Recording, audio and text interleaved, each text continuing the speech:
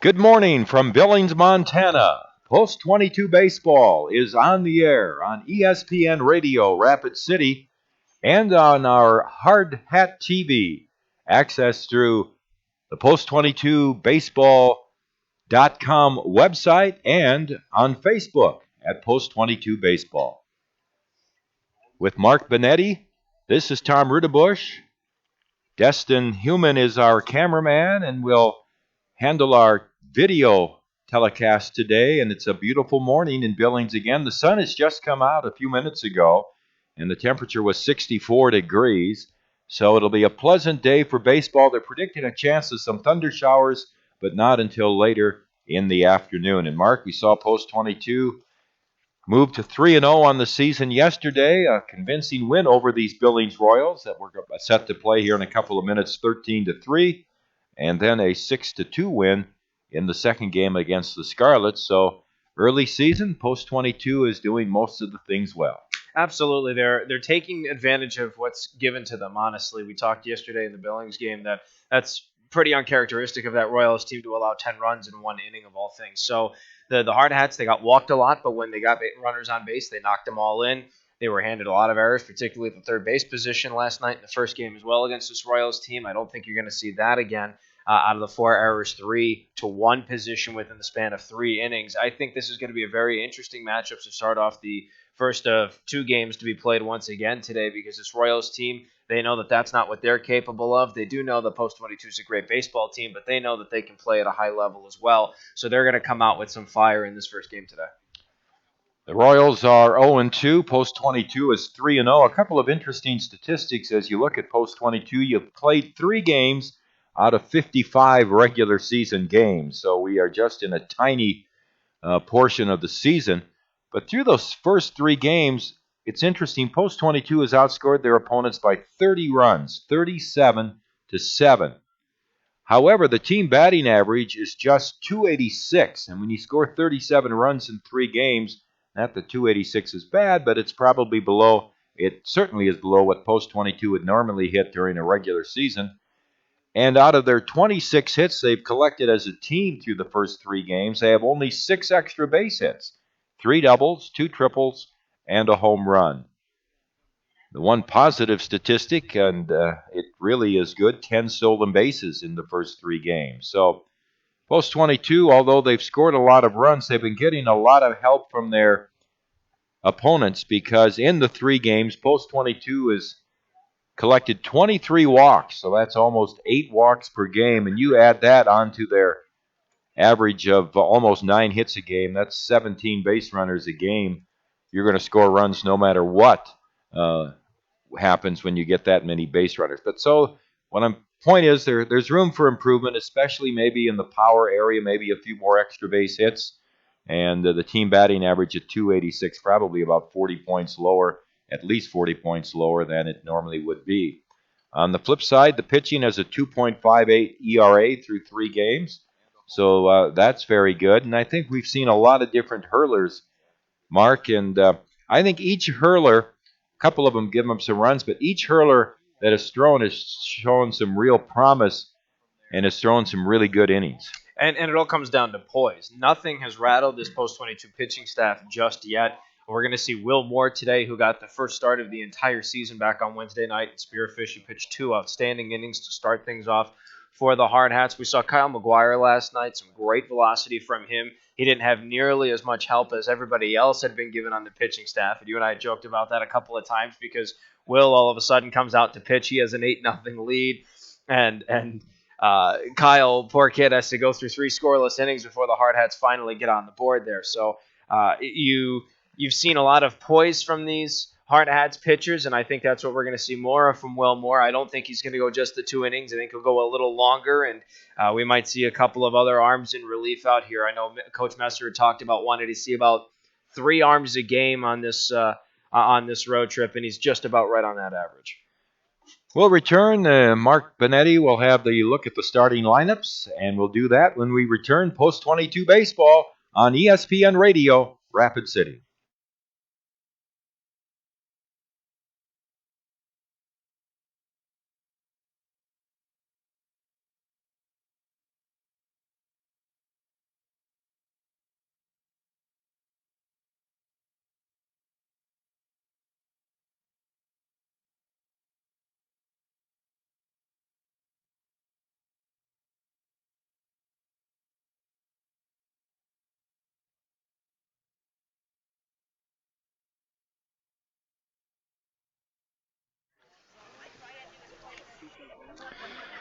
Well, we're back at Joe Pirtz Field here on this beautiful Sunday morning here in Billings, Montana. Mark Benetti and Tom Rudabush alongside you in the broadcast booth for the second of two doubleheaders to be played, a doubleheader of doubleheaders, if you will. I don't know if that really makes much sense, but we're going to roll with it because I like how it rings. So we're going to play our first of two games today. It's a rematch between the Post 22 Hardhats and the Billings Royals, and for the third of what will eventually be four times this weekend, the Hardhats will bat in the top halves of the 7 innings of regulation that we have in front of us. So, we lead off with the Post 22 Hardhats with number 10, Riley McSherry. He's defensively positioned in left field. He's followed up in the second spot by number 13, Zach Solano, once again patrolling center field. Batting third is number 21, Timmy Paris. He has the day off from catching as of right now, but he will still swing. He's going to be the designated hitter in this first matchup today. And then in the cleanup spot is number 23, Eric Petrie. He's patrolling right field. Batting fifth is number 31, Luke Ferdinand. He's playing first base once again. Batting sixth is Cooper Bowman, moved down in the lineup from his normal number 2 spot. He'll be in the 6th hole. Number 22 on his back. He's playing shortstop.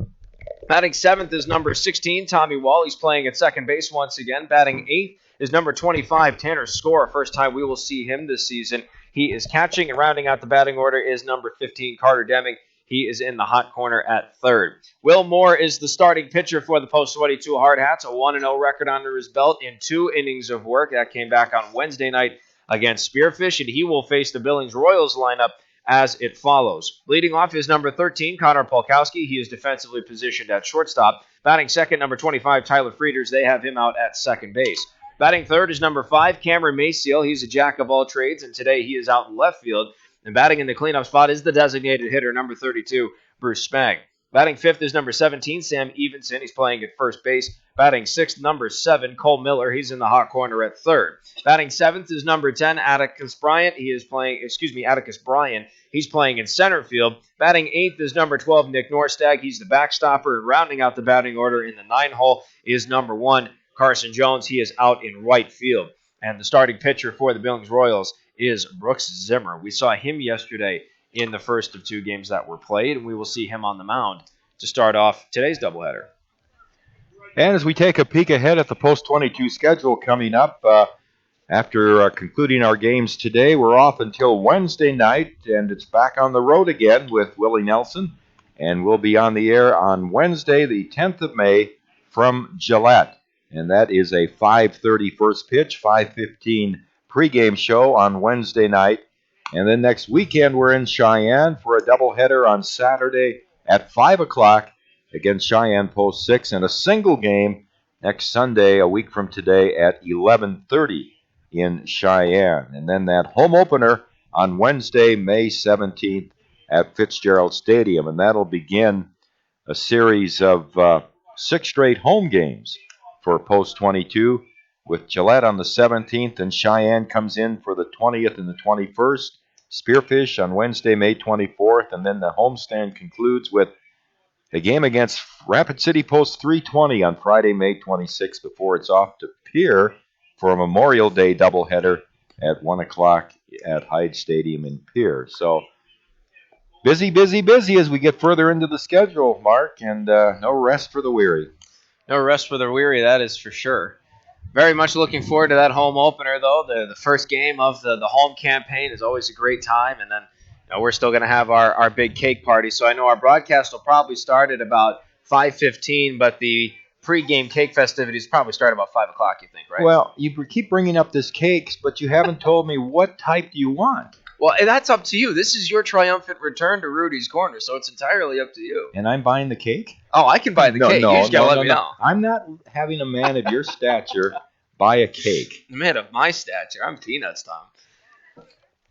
Riley McSherry is taking his swings in the on-deck circle. He will face Brooks Zimmer, who's the starting pitcher for the Billings Royals. The defensive alignment for the Royals, it's Brooks Zimmer on the mound, paired up with his battery mate and catcher, Nick Norstag. At first, Sam Everson. Second, Tyler Frieders. At shortstop, Connor Polkowski. And in the hot corner at third, it's Cole Miller. Left to right in the outfield, Cameron Mayseal, Atticus Bryan, and Carson Jones. So here we go with Riley McSherry leading off for Post 22 against Brooks Zimmer, who played in right field for the Royals in yesterday's game. He's a right-handed batter. Here's the pitch on the way, and we're underway, and the pitch is in for a strike. No balls and a strike underway at 9:58 this morning. Under partly cloudy skies and a very pleasant morning. McSherry 3 for 5 so far in the season. Takes a pitch high and outside. 1 ball, 1 strike.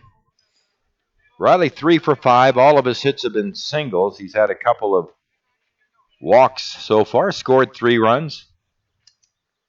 Swings and pops a foul. Back and out of play.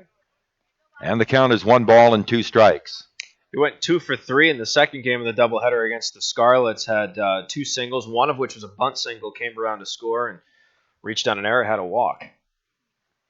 Here's Zimmer's pitch. Fastball is swung on and hit foul down the right field line, out of play. Still a ball and 2 strikes on McSherry. Riley pitching 3 2/3 innings yesterday. Takes a pitch outside, and the count is even at 2 balls and 2 strikes. Post 22 in the first 3 games of the season, showing very good plate discipline, as we said, with the number of walks they've taken. Pitch on the way.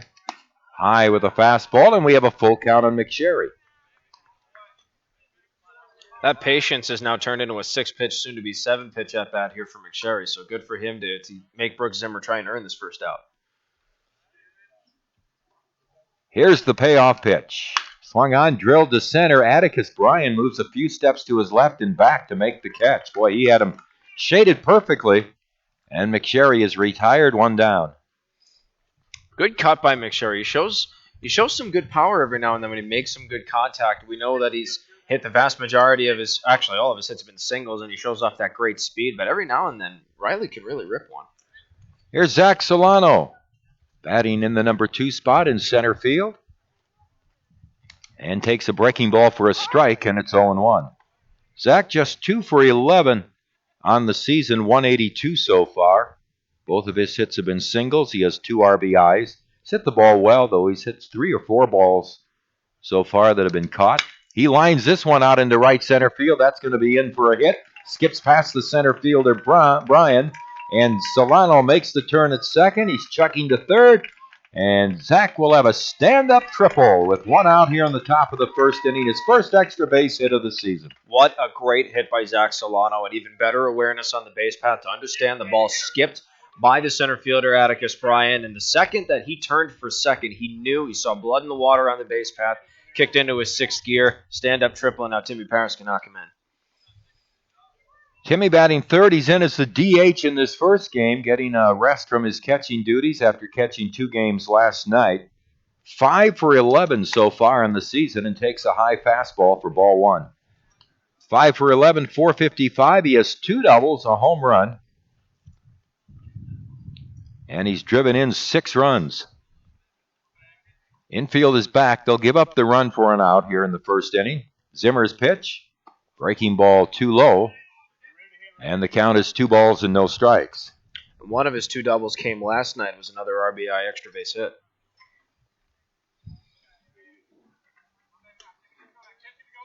Here's the set by Zimmer. Solano down the line at third, and that pitch catches the outside corner for a strike, and it's 2-1.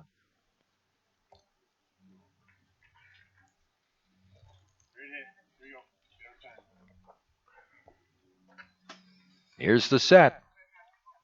And the pitch. Swing and a miss. Got that pitch in on Timmy a bit. 2 balls and 2 strikes. Eric Petrie is the on-deck batter. We're just underway in the top of the first inning. Solano with a 1-out triple. And Paris with a count of 2 balls and 2 strikes. Zimmer's pitch on the way. Breaking ball swung on, rolled foul in front of the Billings Royals dugout on the third base side. It's a good protective swing there by Timmy Pirtz to stay alive.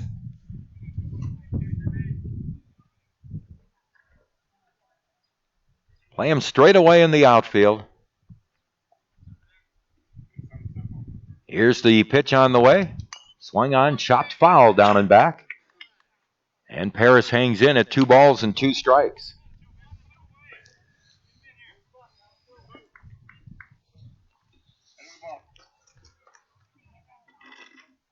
Pirtz steps back in. Here's the pitch. Fastball missed outside. Letter high, and it's a full count. Good eye there by Pirtz. 3 balls and 2 strikes. Timmy has a .538 on base percentage and a .909 slugging percentage. Here's the pitch. Swung on, driven out into center field, not very deep. It's going to fall in for a base hit. A pop fly single to center brings home Solano. And Pirtz drives in his 7th run of the season. And Rapid City has a 1-0 lead here in the top half of the first. This gentleman simply has not skipped a beat at all when it comes to hitting. He's poised. He made great contact on the ball. Obviously, it wasn't a hard hit, but still a well-placed hit at that. Gets the run in. 4 games in a row. Hardhats are on the board first. Here's Eric Petrie. Right-handed batting right fielder. The cleanup hitter swings and hits a foul back to the screen. No balls and a strike.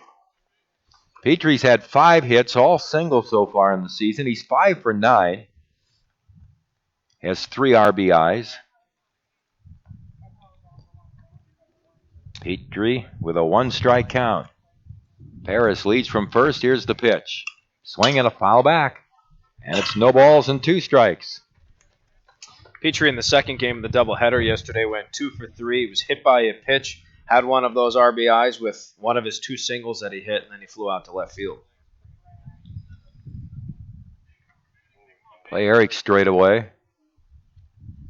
Pitch on the way. Breaking ball. Struck him out, but the ball gets away, and Pirtz is going to reach on the strikeout. So Petrie reaches on the strikeout, and Pirtz goes to second.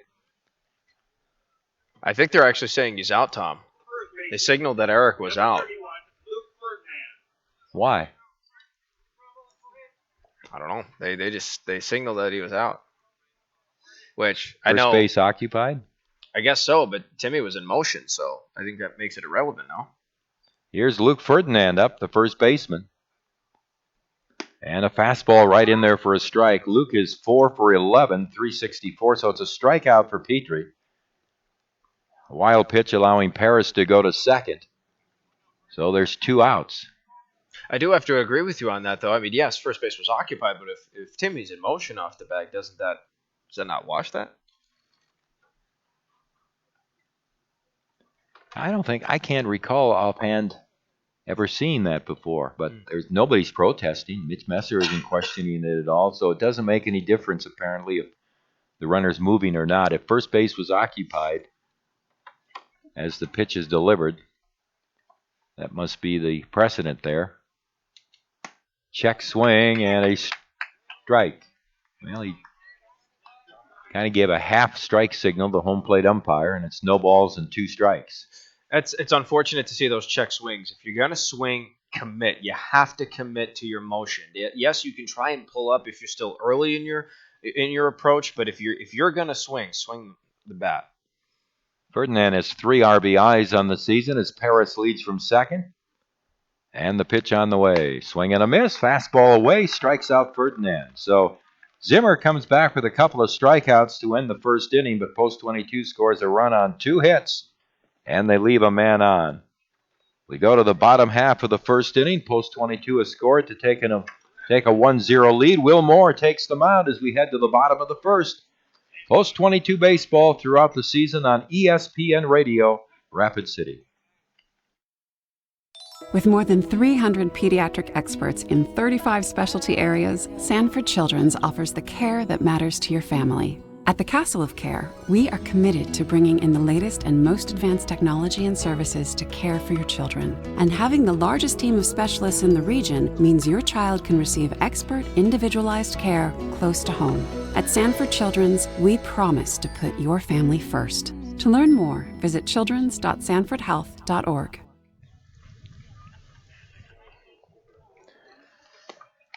Will Moore taking the mound for Post 22. Will, of course, pitched in Spearfish a couple of innings. Gave up no hits, no runs, had a walk, no strikeouts. Got to play some first base last night, and he went 1 for 4, reached on an error, and absolutely crushed a triple. It's good to see him get that confidence there at the plate. Now he's got confidence on the mound from his first start of the season. Now he is start number 2. More through 28 pitches in that first appearance in Spearfish, and pitched pretty solid. I thought he pitched through the ball well.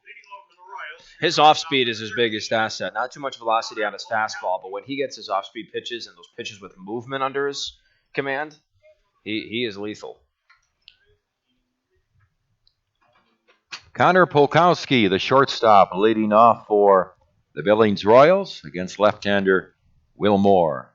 1-0, post 22 leading here in the bottom of the first, and Moore's pitch is swung on a ground ball to third, knocked down behind the bag by Deming. The throw across the diamond to first for the out.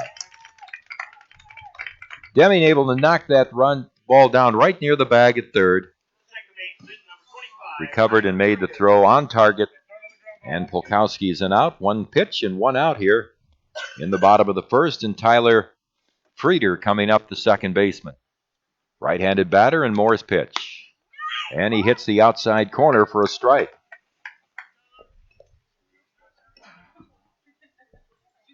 Oh, 1 on Frieder. And Moore delivers a strike on the outside corner, a breaking ball up in the strike zone, and the count is no balls and 2 strikes. May have gotten a fortunate slide on that one. 0-2 pitch. Bounce to third again. Backing up to play the second hop is Deming. Again, his throw is on target for the out. Couple of ground balls to third baseman Carter Deming. 2 down. And that'll bring up Cameron Mayseal, the left fielder. Well, I promise you, Carter Deming's not the only gentleman on defense for this Hardhats team, but he is getting the defensive showcase early.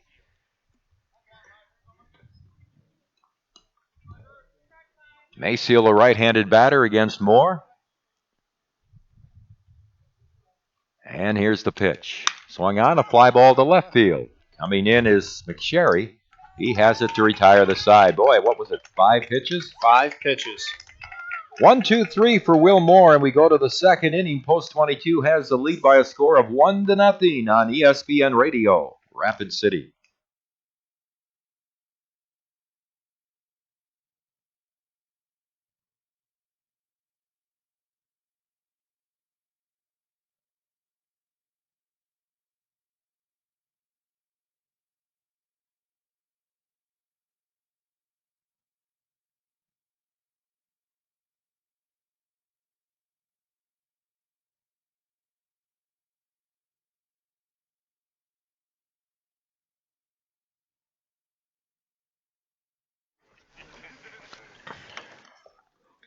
One nothing, post 22 leading. It'll be Cooper Bowman, the shortstop, to lead it off. Batting 6th in the order today. Cooper's batted 2nd in the first 3 games. He'll be followed by Tommy Wall, Tanner Score, the catcher, and then if anybody gets on base, Carter Deming. Bowman on the season has had 2 hits in 9 at-bats, 222. He has driven in 4 runs, and he has 1 double. Unfortunate to see him move down there in the batting order, but like you had said yesterday, Tom, I think they're looking for more consistency offensively from Cooper. So not necessarily a bad thing that he's down at the 6th spot, but maybe it changes his mentality. Maybe it changes his approach to the plate for when he comes up to his spot in the order. So Cooper steps in against Brooks Zimmer, who gave up 2 hits and a run in the first inning, the triple to Solano and the RBI single to Pirtz. And Zimmer's pitch, breaking ball, too low for ball 1.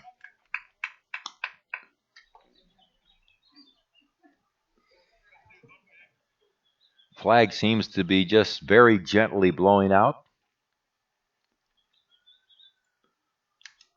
Fastball swung on, drilled out into left center field. That's going to be in there for extra bases as Brian chases the ball down in deep left center field. Here's Bowman around third, on his way to third, and he's in with a triple, and the ball goes into the dugout on an overthrow. and Bowman will be awarded home. And that is the second time we've seen a ball sail into that third base dugout on an overthrow. Cooper gets his first triple, and then on the overthrow coming in from the relay, Bowman is able to come home and score. 2-0, Rapid City. Great showcase of speed there from Bowman. Full throttle the whole way. Tommy Wall up, and he takes a strike on the low outside corner. Tommy has had one hit, 6 at-bats so far, but he has scored 4 runs, a couple of RBIs. Another breaking ball. This one hangs high, and it's 1 ball, 1 strike. Well, 2 triples in the game for Post 22 have been the key to their 2 runs. And Zimmer's pitch. Swung on, a foul down the right field line. It'll be out of play. Comes back to what we were talking about, though. If you're handed the opportunity to score like that, if you're handed the opportunity to take advantage of something, you take it, and that's what this Post 22 team has done. Could have gotten away with the triple. The overthrow gives them another run, so it's just Billings kind of shooting themselves in the foot right now. 1 ball and 2 strikes on Wall. And here's Zimmer's pitch. Breaking ball in the dirt. 2 balls and 2 strikes.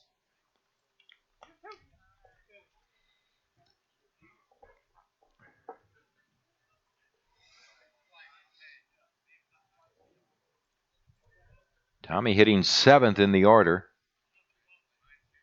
Zimmer's pitch. Breaking ball struck him out. Off-speed breaking pitch, and Wall is down. Second strikeout for Zimmer. Make it the 3rd strikeout for Zimmer. He got Petrie and Ferdinand in the first inning, and Wall here in the second. That brings up Tanner's score. The catcher up for his first time this season, right-handed batter. And a fastball low and outside. It's got to be a great moment for some of these new hard hats when they get to take their first swings in a hard hat uniform, especially in their season debuts.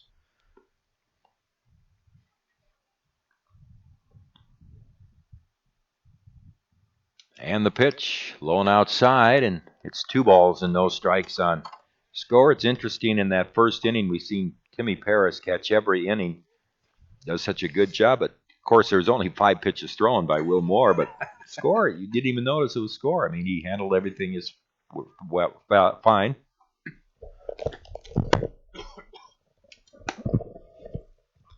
And another fastball is outside, and the count is 3-0.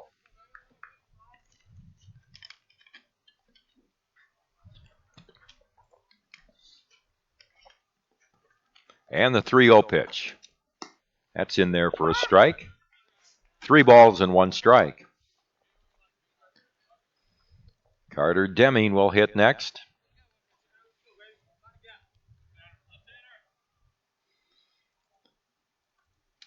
And a high fastball, and Score walks.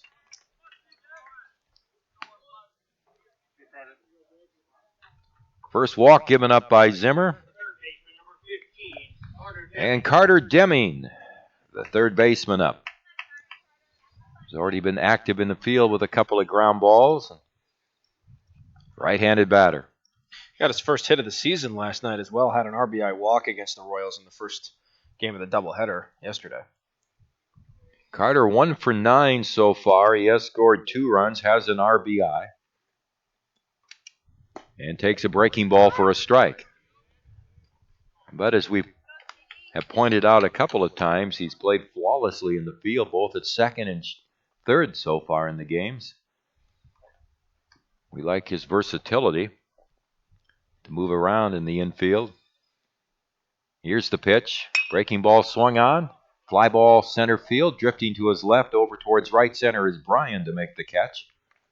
And Score hangs on at first. So Deming retired, and we back to the top of the order now, and Riley McSherry, the left fielder. It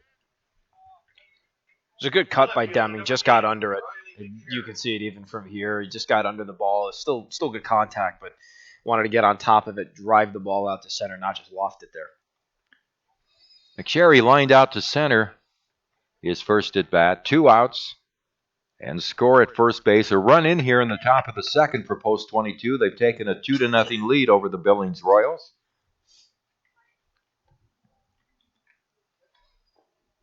And the pitch. Breaking ball missed inside. 1 ball, no strikes.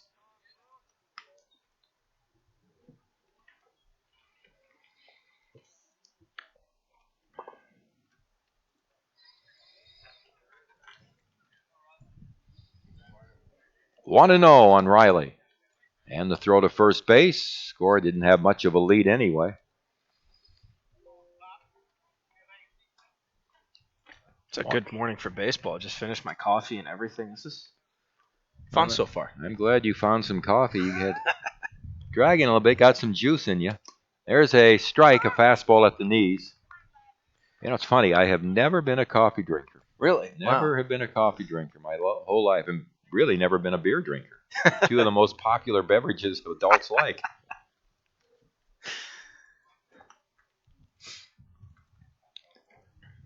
One ball, 1 strike. Here's the pitch on the way. Low and outside. A good grab there by catcher Nordstog. Well, you learned the easy way this morning. I'm a monster if I don't have coffee. I just drag. Well, I did notice a few changes in your personality and the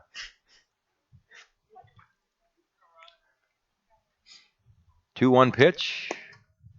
Low for a ball, just missed that outside corner at the knees, and it's 3-1. Hard to pick up the zone here early, and I think Norstag shares our sentiments. He took a look at our home plate umpire and said, "Hey, buddy, what gives?"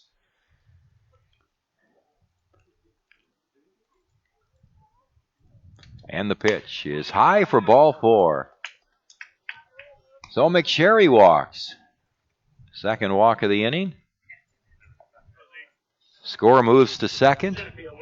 And Zach Solano, who tripled to right center field in the first inning and scored the first Rapid City run coming up. Zach's first extra base hit of the year.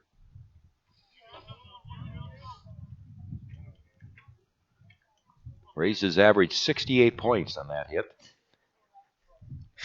From 182 to 250. Here's the pitch. And a curve in for a strike. One thing about when you only play 3 or 4 games into the season, you come into the game batting 750 and exit the game batting 200. Or vice versa. That's why I love pointing out statistics at the start of the year, because they're so obnoxiously misconstrued. It's hilarious. And now Zimmer steps off the rubber. Score retreats to second. 2 on, 2 out. A run in here in the top of the second. Post 22 leading 2-0. Now Zimmer ready again. The 1 strike pitch to Solano is swung on and fouled off to the right out of play. Zimmer works ahead, 2 strikes. That breaking pitch really handcuffed Zach. He tried to get around it, but it kind of tied him up high, and it was good that he was able to foul that off. Otherwise, that's a routine pop fly, and this inning's over. 2 strikes the count. Here's the pitch. Outside, a fastball.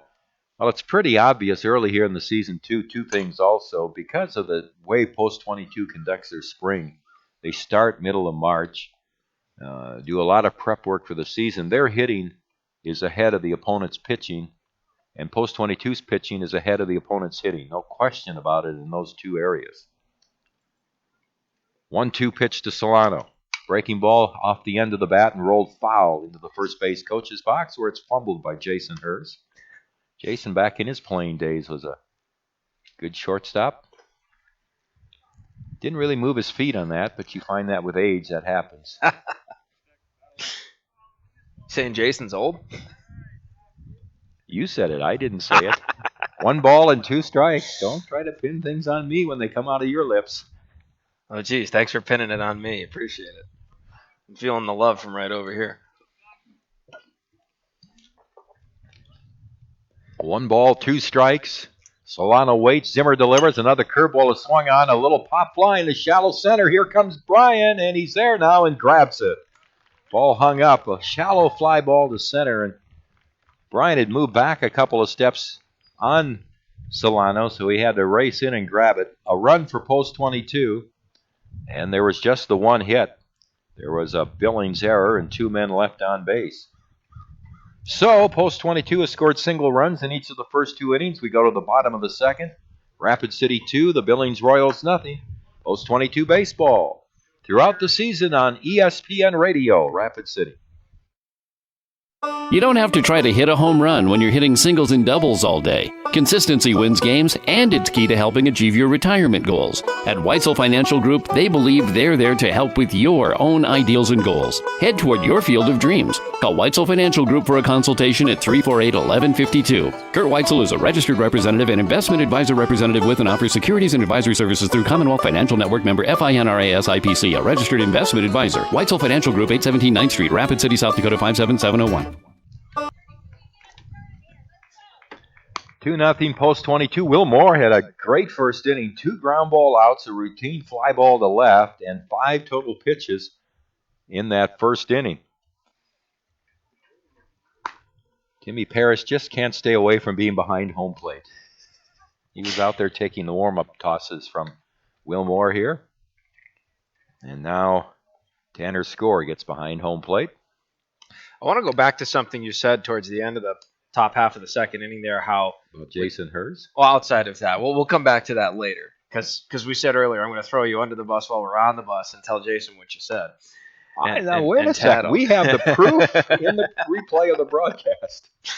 The point that you made on how early post 22 starts and why they're pitching and they're hitting is so much further ahead. It goes back to something I've touched on throughout the first couple of games of the season, is how important preparation is and how important focus and mindset is.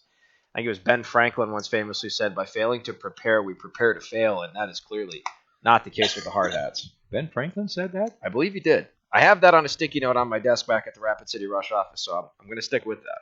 Bruce Spang, the designated hitter, takes the ball from Will Moore, and the next pitch is swung on, rolled to the left of second baseman Wall, who fields it and throws to Ferdinand for the out. Kind of hit that off the end of the bat. All Wall had to do, Tommy roamed to his left to get to the ball and make the play. 1 down. Here's Sam Evenson, the first baseman. Left-handed batter.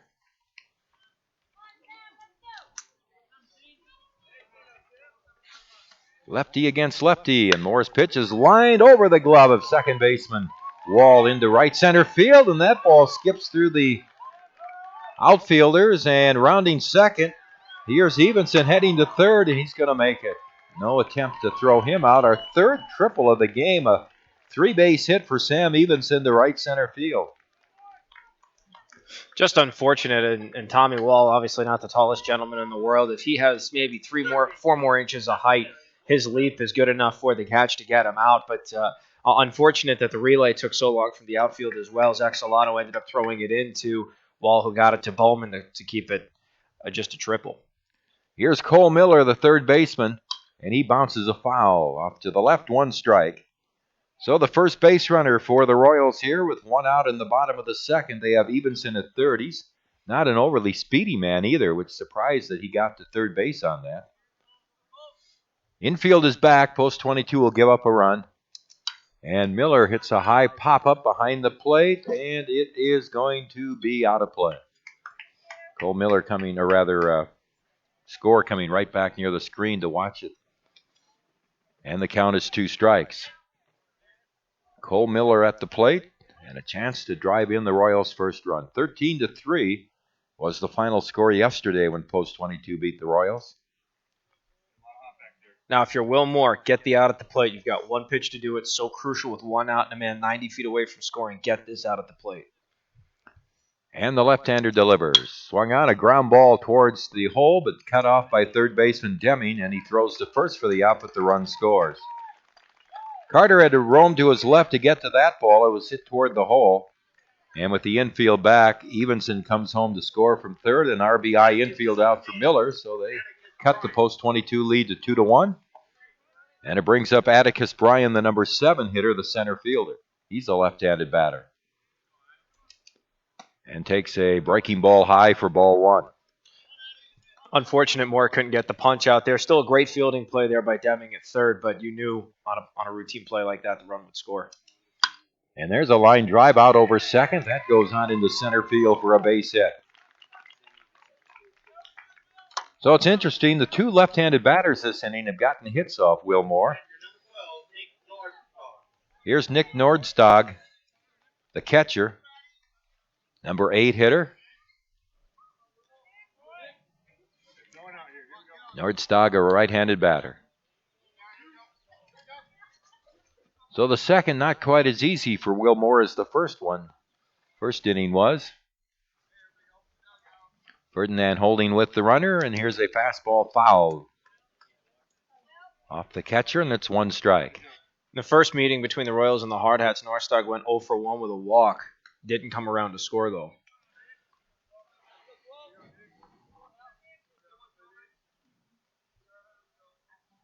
No balls and a strike. The pitch, swing and a miss. Nordstog decided too late on that breaking ball, and it's no balls and 2 strikes. We talked about it earlier. Will Moore with his breaking pitches, his off speed. He's got great command of it. He kind of held his leg kick to that time. There's a foul poked off to the right, still 2 strikes. Brian was actually kind of moving back towards first when that pitch was delivered.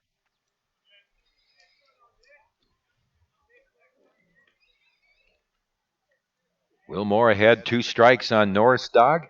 Here's the pitch. Breaking ball, chopped foul down and back. Just got a piece of it to hang in at 2 strikes. Just narrowly to stay alive. Otherwise, that would have been another, well, it would have been the first K of the game for Will Moore, but that was another close call. Here's Moore out of the set. He'll throw to first base this time.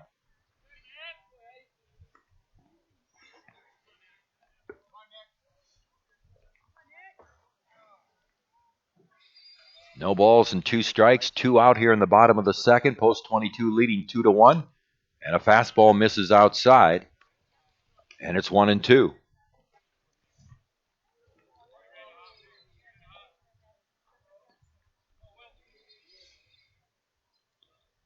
One ball, 2 strikes.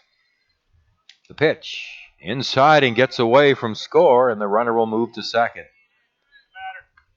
So Brian moves to second with 2 out. Pitch was inside. It was definitely inside, but not sure how they would have ruled that, whether it was a pass ball or very easily could have been.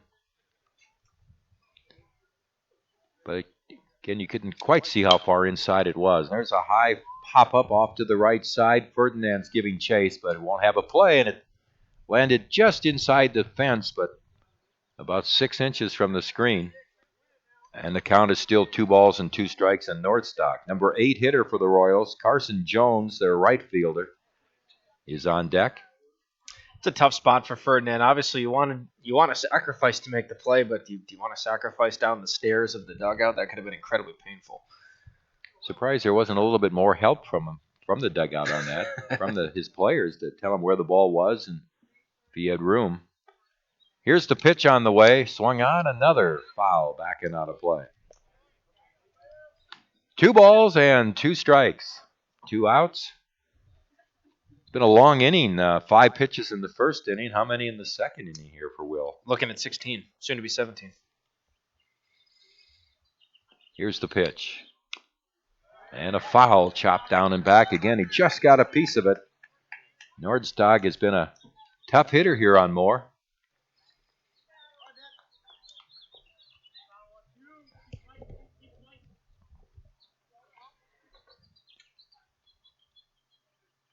Not much of a breeze at all here this morning. Mostly overcast skies right now.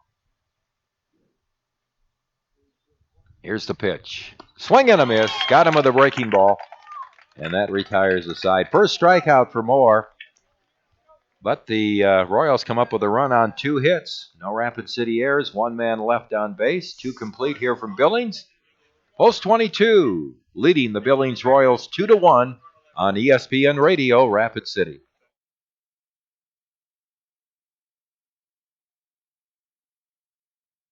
You don't have to try to hit a home run when you're hitting singles and doubles all day. Consistency wins games, and it's key to helping achieve your retirement goals. At Weitzel Financial Group, they believe they're there to help with your own ideals and goals. Head toward your field of dreams. Call Weitzel Financial Group for a consultation at 348-1152. Kurt Weitzel is a registered representative and investment advisor representative with and offers securities and advisory services through Commonwealth Financial Network member FINRAS IPC, a registered investment advisor. Weitzel Financial Group, 817 9th Street, Rapid City, South Dakota, 57701. Timmy Pirtz, the DH in this first game, will lead off.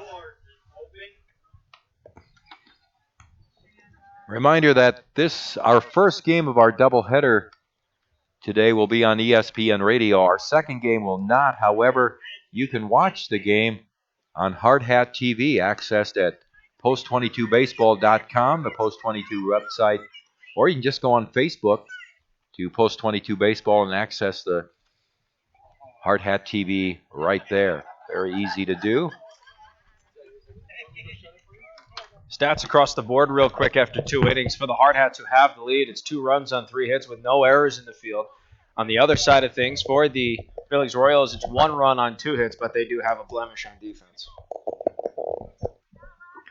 Timmy Pirtz dumped a single to center in the first inning to drive in Rapid City's first run. It was his 7th RBI of the season. Timmy now 6 for 12 here in the early going. Has the team's only home run. He rolls one towards third. Miller at the edge of the grass throws to first for the out. Boy, Timmy got jammed on that pitch and just hit a roller softly towards third. Miller no problem on the ground ball, 1 away. So Zimmer retires the first man he faces here in the third. Here's Eric Petrie, the right fielder. Eric struck out swinging in the first. Went for a breaking ball down in the dirt. Zimmer's pitch. Fastball, swing and a miss. A couple of times Zimmer's able to get balls up and in. He did one on Paris, a swinging strike. That one to Petrie. And the 0-1 pitch.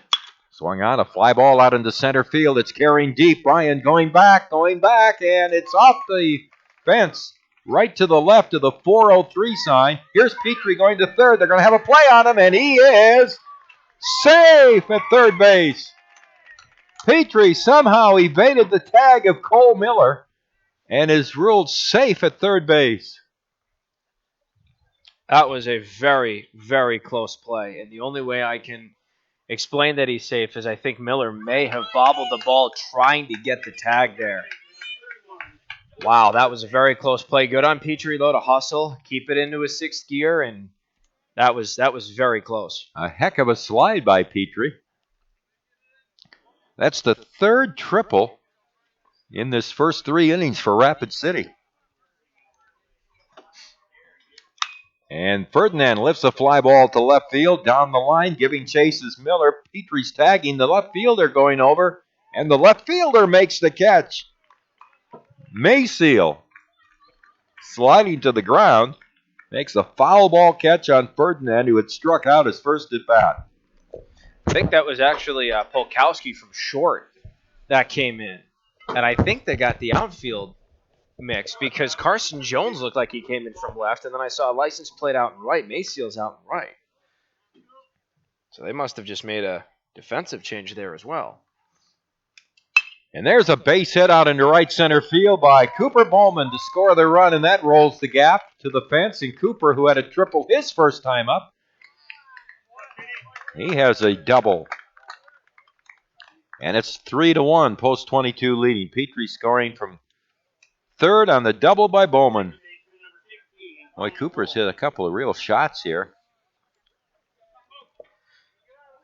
That was a great pitch, very aggressive. Only saw one, drilled it, got the job done, and once again hit it into the gap, so he's got extra bases again. 5 RBIs now for Cooper on the season. That's his 2nd double of the year. So here's Tommy Wall. He struck out on a breaking ball in the 2nd inning. Bunts a foul back to the screen, 1 strike. 2 outs. Tommy trying to bunt himself on there. Tanner Score, the catcher, on deck. Well, we talked in the pregame show about Post 22 maybe needing to show a little extra power. Mission accomplished. Three triples and a ribby double. Yeah, I'd say that is the case. There goes a runner to third, and a curveball is lined in the center. A base hit for Wall. Bowman, who was running on the play, scores easily from second. And Tommy Wall comes up with an RBI single. And it's 4-1, Post 22 now here in the top of the third inning. Great hit by Tommy Wall. And once again, we go back to the speed and the base running IQ of Cooper Bowman. Was going on the pitch, 2 outs, so no threat of anything there on the base path. Just going, a great move. And there it is, 4-1, just because of intelligent base running. Third RBI of the season for Tommy Wall. Here's Tanner Score, who walked in his first at-bat of the season. And swings and misses. A breaking pitch down and away. And it's 1 strike on Tanner Score. Well, there are 2 outs and a runner at third, and Post 22 had no runs in. Now they have 2 runs in the inning. 3 hits in the inning. Breaking ball in the dirt. Down to second base goes Wall, and he is safe. A wild pitch allowing Wall to go to second. A breaking ball down in the dirt. Nordstog did as good as he could to block the ball. 1-1 on Tanner Score.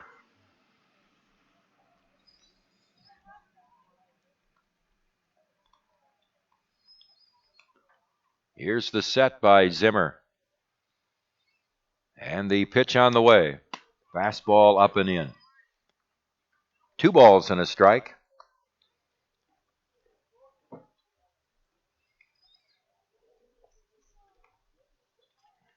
Six hits in the game for Rapid City, 4 extra base hits. Wall leads from second. The pitch. That's up over the helmet, and hit on top of the helmet is Tanner Score.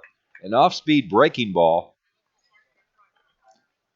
So runners at first and second with 2 outs for Carter Deming. Good 2-out rally here for the Hardhats, and credit Tanner Score. His patience in his first at-bat gets him the free pass to first. Now he just wears one, gets another free pass. So good, nice 1,000 on-base percentage there from Score. Deming flied out to right center his first at bat.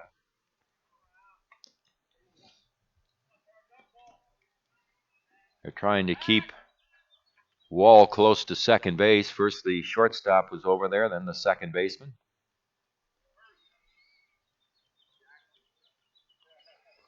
Now Zimmer's ready. Here's the pitch. And a strike on the outside corner.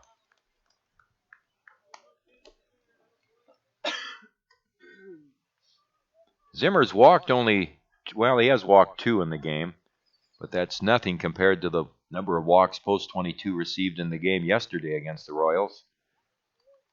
I think 8 if my memory serves me right. Here's the pitch.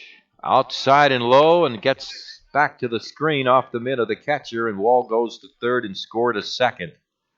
And now Deming has a real chance here to up this 3-run Rapid City lead in the top of the third inning. 4-1, Post 22 leading. Deming flew out the last time he was up, just got under the pitch. Now he's looking to drive one. And if he drives one, it's 2 more runs.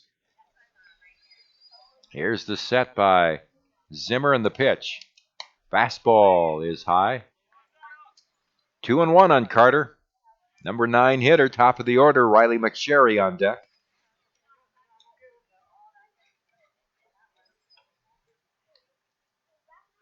This is a big moment in this game early. Post 22 could really open up a little bit of a lead here. There's a high fly ball, shallow right field. And in comes the right fielder to make the catch and retire the side.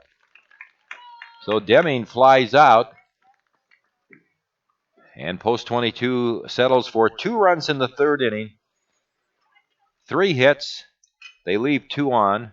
They've stranded 5 in the first 3 innings, but they've scored 4 runs, and they lead the Royals 4-1 on ESPN Radio, Rapid City. Great faces, great places. Wet paint? Yep. And around here, when great places need a little love, great faces band together. Each year, First Interstate Bank employees help local organizations put a fresh coat of paint on homes of those in need. A small gesture, perhaps, but one that puts smiles on faces and strengthens bonds in the places we serve. First Interstate Bank. It's you and I together.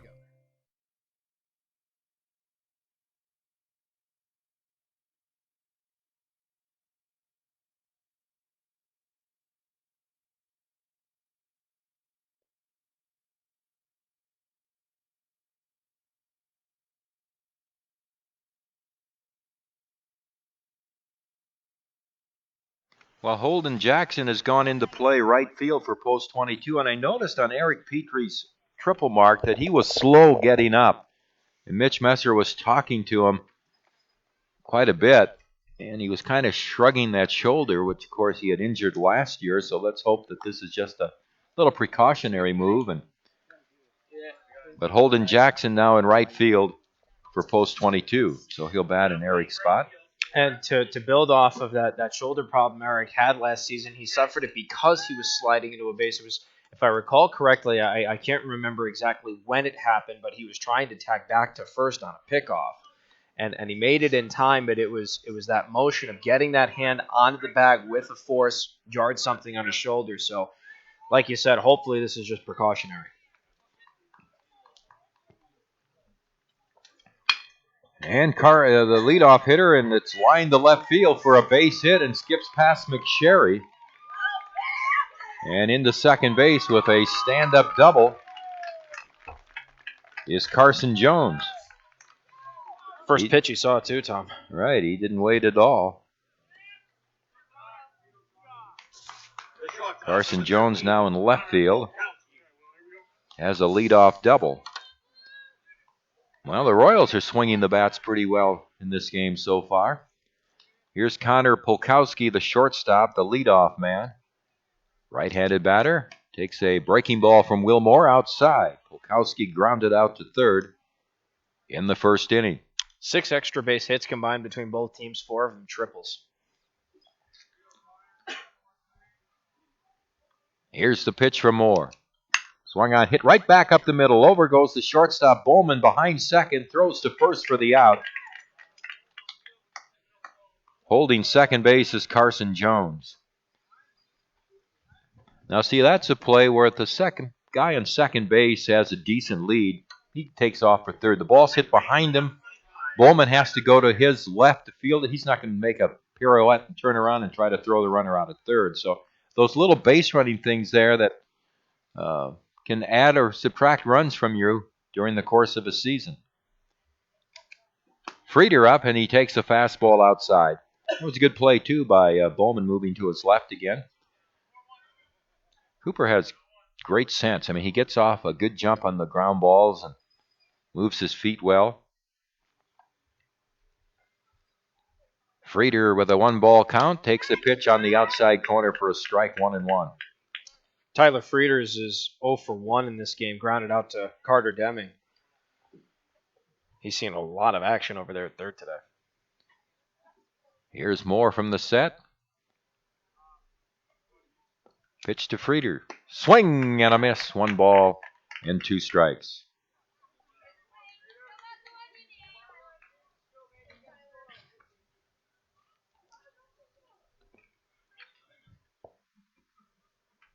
And the pitch. Breaking ball is swung on, line to left for a base hit. McSherry plays it on the second hop. And there'll be runners at first and third. Throw comes all the way to home. Here's the throw to second base, and it's high. Throw back to the plate, and the runner is out. Bryan out at the plate.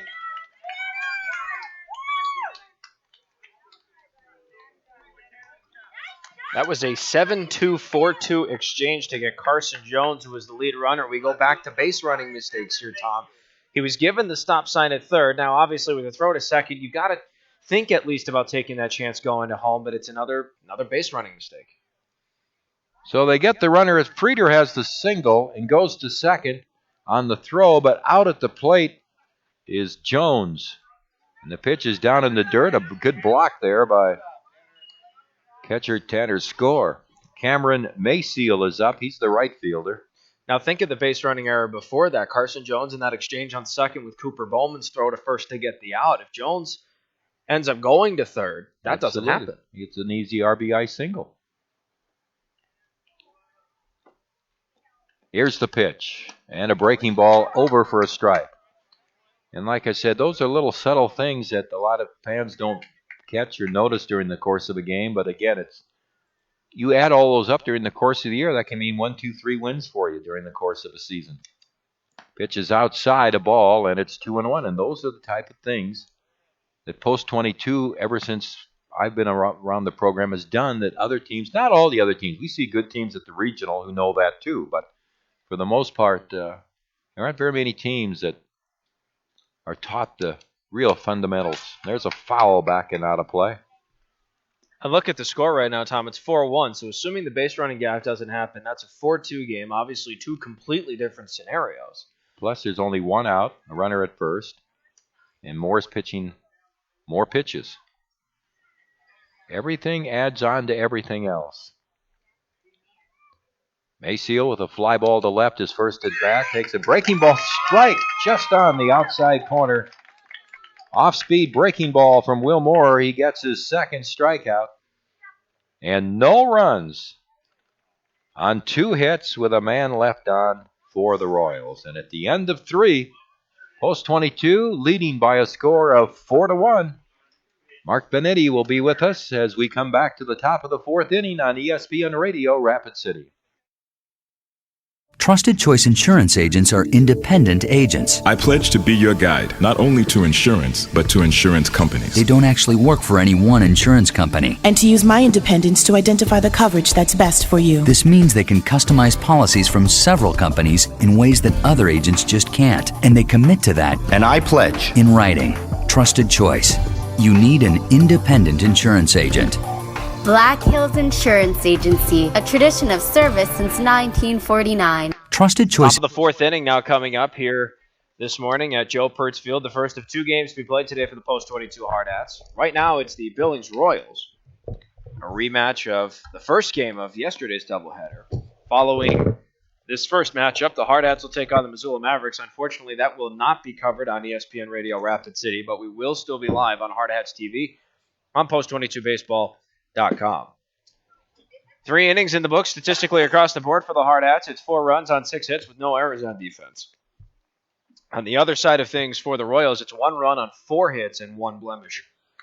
Defensively, that was an error charged to the shortstop Connor Polkowski for an overthrow on Cooper Bowman's triple that he hit back in the top half of the second. That allowed him to score. So we go back to the top of the order here for the Hardhats. Riley McSherry, followed up by Zach Solano and Timmy Paris. McSherry 0 for 1, walked his most recent time up to the plate, flew out to center in his very first at-bat to kick off the entire game. Brooks Zimmer still on the mound, 62 pitches under his belt. So this will be the 3rd time he faces McSherry. Solano on deck, 1 for 2 with a triple and a run scored. And then in the hole, Timmy Paris, an RBI single. He is 1 for 2. First pitch from Zimmer. Fastball inside. Ball 1 to Riley McSherry. McSherry came into the game 3 for 5.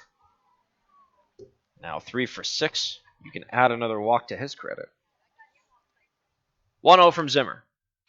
Fastball outside. 2 balls, no strikes. Hardhats have a 4-1 lead over the Billings Royals. They left 2 men in scoring position to end the top half of the 3rd. Carter Deming ended up flying out to right field to end the half inning. Zimmer takes his time, but the time is called by McSherry. So we'll wait just a little bit here for this 2-0 pitch. No defensive substitutions for the Royals, at least as far as I can see. 2-0 from Zimmer. Swung on and fouled. 2 balls and a strike now the count here to McSherry. Looking for his first hit of day 2 doubleheader action. Mark Benetti and Tom Rudabush alongside you for all of our festivities this season. 2-1 from Zimmer. Breaking pitch, missed outside, 3 balls and a strike to McSherry. Good patience from the Hardhats left fielder. I will be with you next Wednesday in Gillette alongside Tom. However, Tom will be flying solo next weekend as the team travels to Cheyenne.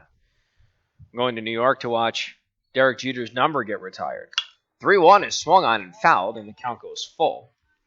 Taking a weekend trip to New York City as a lifelong Yankee fan who grew up watching Derek Jeter, it's going to be a very, very big weekend for me watching the number 2 get immortalized in pinstripes. Payoff pitch to McSherry. Swung on, and that's hit up the middle to short. Polkowski gets the stop on. The hop throw to first is in time.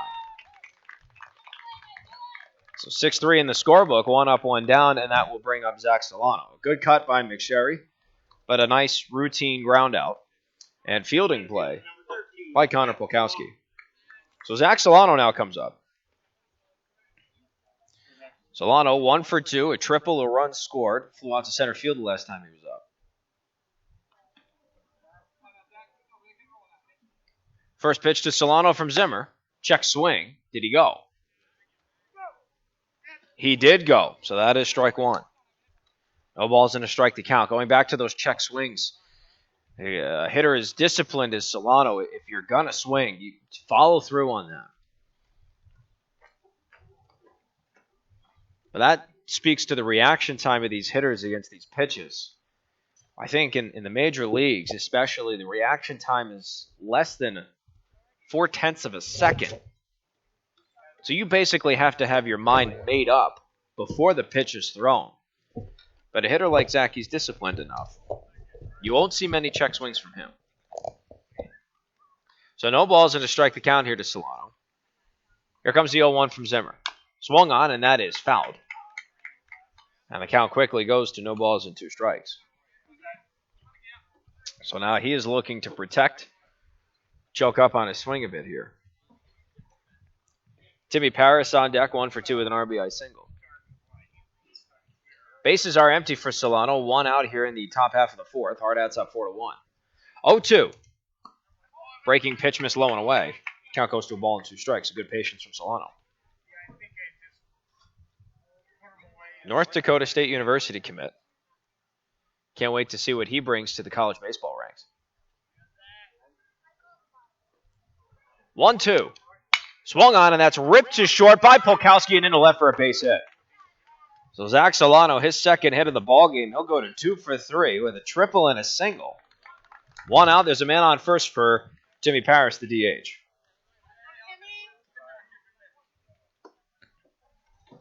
And Holden Jackson on deck, taking over for Eric Petrie, who finished 1 for 2 with a strikeout, a triple, and a run scored.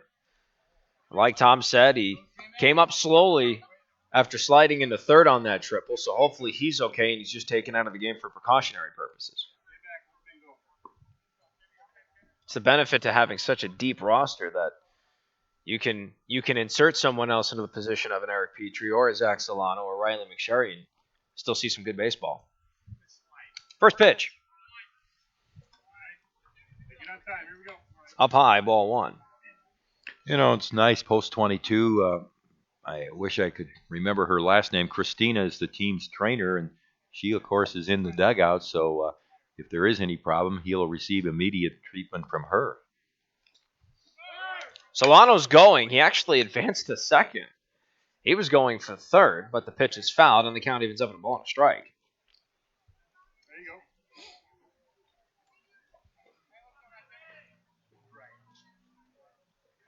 Zach is quiet, but he's very wily. Yes. Wily Coyote, he reminds me of. He knows exactly what the score is, exactly what's going on, and he'll take the extra thing he can get every single time.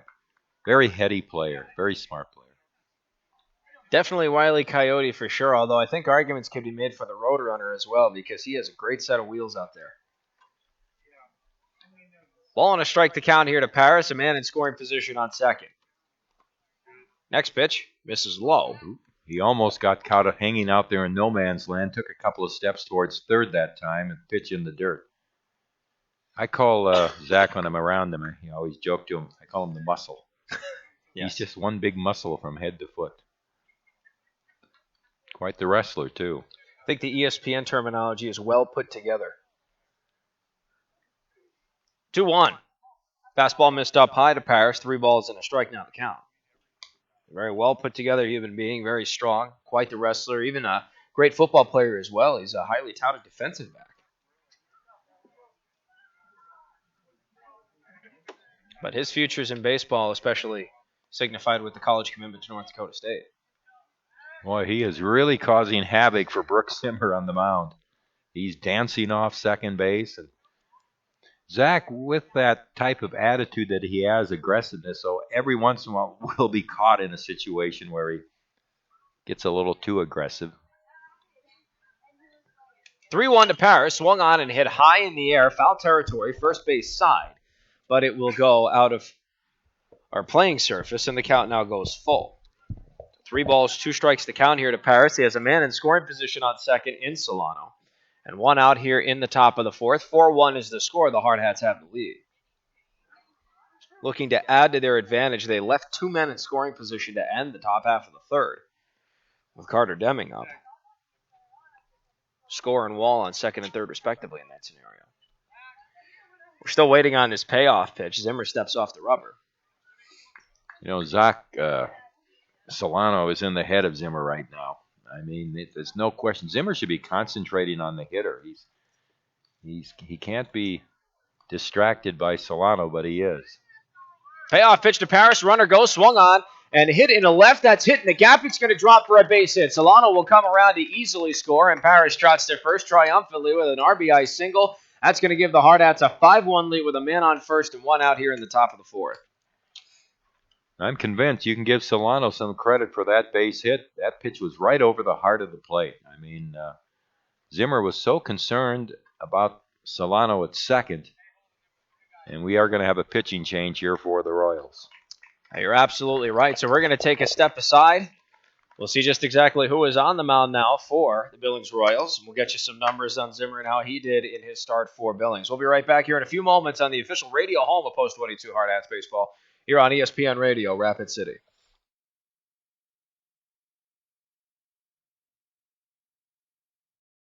With more than 300 pediatric experts in 35 specialty areas, Sanford Children's offers the care that matters to your family. At the Castle of Care, we are committed to bringing in the latest and most advanced technology and services to care for your children. And having the largest team of specialists in the region means your child can receive expert, individualized care close to home. At Sanford Children's, we promise to put your family first. To learn more, visit childrens.sanfordhealth.org.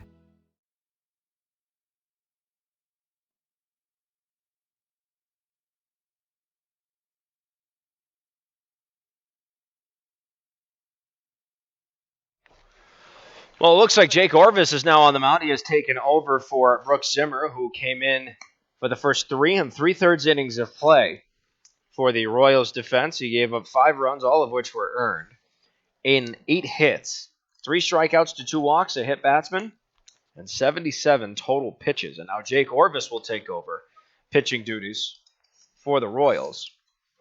Orvis yesterday played in the first game of the doubleheader. He was out in center field. He went 3 for 3 with 2 singles, 2 runs scored, and a double. So obviously he can hit.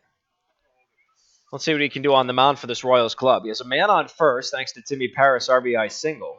And now he faces Holden Jackson, his first at-bat of today's doubleheader. Took over for Eric Petrie in right. First pitch from Orvis, fastball in there for strike 1. Jackson starts behind 0-1. Holden Jackson on the season 1 for 5. His lone hit was a triple. Parrish takes a slight lead off at first. 0-1 from Orvis. Breaking ball at the knees, strike 2. 0-2, that one really froze Jackson there. So he's behind, no balls, 2 strikes. Holden 1 for 5 on the season. He has a triple. But who doesn't on the team? Right, after today especially. 2 RBIs. Heck, the guy he's taking over for had one of those triples. Eric Petrie. 0-2 to Jackson, misses low. Ball and 2 strikes now. The count here to Holden Jackson. Utility outfielder. He played some third base last season. Not a whole lot. I think he had 2, maybe 3 appearances in the hot corner. And obviously his primary duty for the Hardhats is pitching and relief, which he did yesterday. 1-2. Missed low and away. 2 balls, 2 strikes.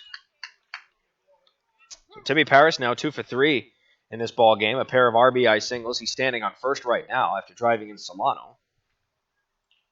Those are both of the runs he's batted in, Zach Solano, actually.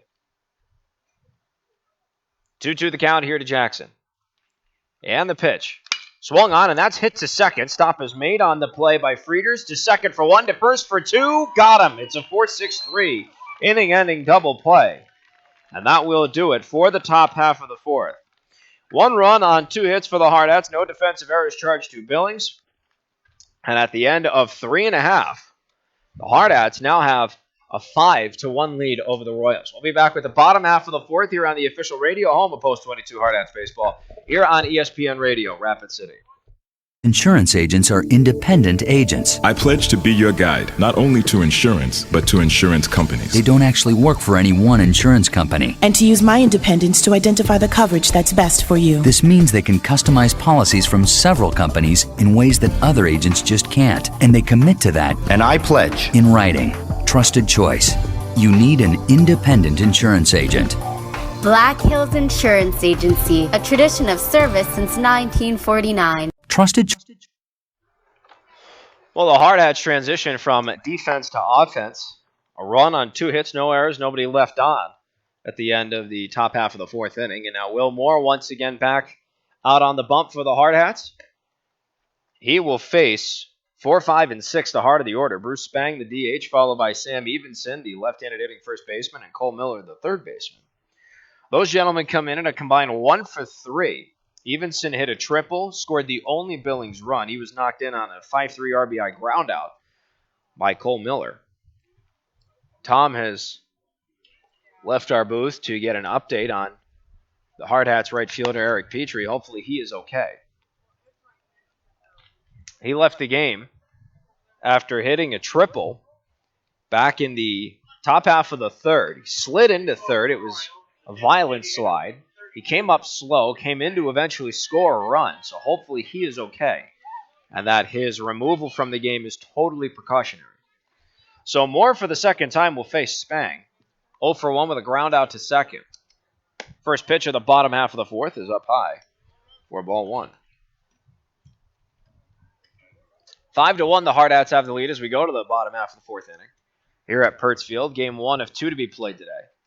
1-0, breaking pitch doesn't break down enough. 2 balls, no strikes.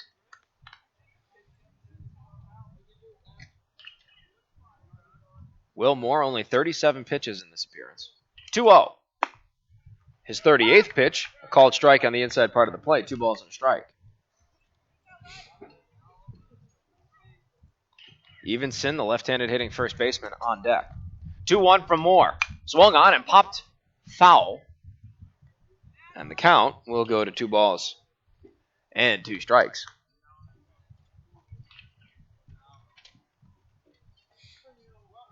Moore already with 2 strikeouts in this contest. Looking for his third. 2-2. Swung on and missed. Strike 3. Well, there on cue is number 3 for Will Moore. 1 up, 1 down for the Hardhats defensively. That's going to bring up Sam Evenson. So Evenson tripled the last time he was up. All the way to right center field. First pitch to Evenson. Breaking pitch just missed outside. 1-0 the starting count. And that was on the first pitch that Evenson saw. Moore full windup. 1-0. Upstairs, 2 balls, no strikes. Cole Miller on deck had an RBI ground out the last time he was up. He's 0 for 1. And should we get that far, the left-handed hitting center fielder, Atticus Bryant, is on deck. 2-0. Fastball up high, 3 balls, no strikes. One of 2 lefty-on-lefty matchups we will see. Moore, the left-handed pitcher for the Hardhats. Evenson and Bryan, the left-handed hitters. 3-0. Low and inside, ball 4. So it's a 4-pitch walk to Evenson. That is the first base on balls dealt for Moore. Oh, no, I'm sorry. They called that a strike. I thought that was ball 3. Now there's ball 4. So now Moore deals his first walk. And that's going to bring up Cole Miller. So Miller has a man on first with one out. The third baseman, number 7. So the Miller. double play can still end the inning for the Hardhats defensively. As we are here in the bottom of the fourth, Hardhats with a 5-1 lead, looking to keep it that way. First pitch is fouled from Moore to Miller. No balls and a strike. Almost caught Destin, our director, off guard there.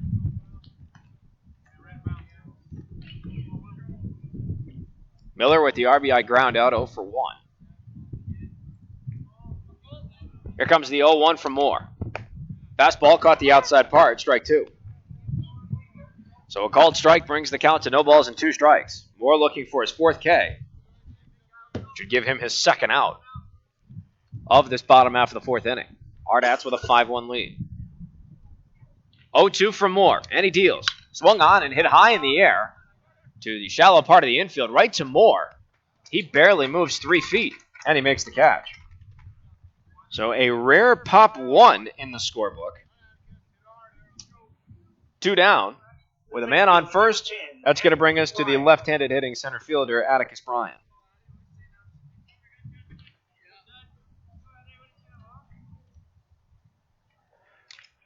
First pitch to Bryan, outside for ball 1 on a fastball. 1-0 the count. Bryan 1 for 1. He singled. Pass ball allowed him to advance to second. That's where he was stranded.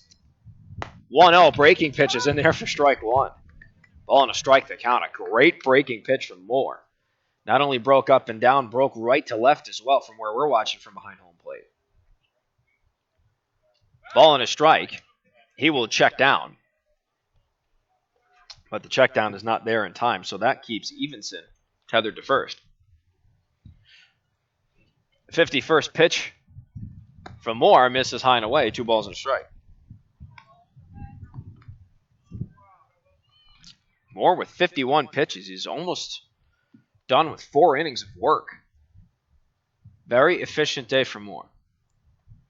2-1. Swung on and hit high in the air to shallow left. Coming from short to make the play is Cooper Bowman, and he makes the catch. That is going to end the bottom half of the 4th inning. No runs, no hits, no errors. A man left on the base path on first. And at the end of 4 full frames, the Hardhats still have their 5-1 lead intact. They will transition from defense to offense for the top half of the 5th. It's Luke Ferdinand, Cooper Bowman, and Tommy Waldo up, barring any offensive substitutions. We'll be right back here on the official radio home of Post 22 Hardhats Baseball, here on ESPN Radio, Rapid City. Choice insurance agents are independent agents. I pledge to be your guide, not only to insurance, but to insurance companies. They don't actually work for any one insurance company. And to use my independence to identify the coverage that's best for you. This means they can customize policies from several companies in ways that other agents just can't. And they commit to that. And I pledge. In writing. Trusted choice. You need an independent insurance agent. Black Hills Insurance Agency, a tradition of service since 1949. Well, 4 innings are in the books here at Joe Pirtz Field. Game 1 of 2 to be played today for the Hardhats. Trusted choice insurance agents are in Royals. They will take on the Missoula Mavericks shortly following the conclusion of this first game. Tom's back in the booth with us here, or what we think is our booth. We're going to call it a booth anyway because that's just what we're used to. You have an update on Eric Petrie for us? Well, not really an update, just the fact that there's nothing serious. He just has some scrapes and some bruises on that slide into third base. He was removed for Bolden Jackson in right field, but so nothing serious. In fact, I checked on his shoulder and had nothing at all with his shoulder. Also want to say hi for a former Post 22 player who caught me there and got a chance to visit with Luke Wheeler for a while, who was a very fine Post 22 player. And Luke played first base and the outfield, and it was in the 90s, as I remember it sometime. I think it was around the late 90s.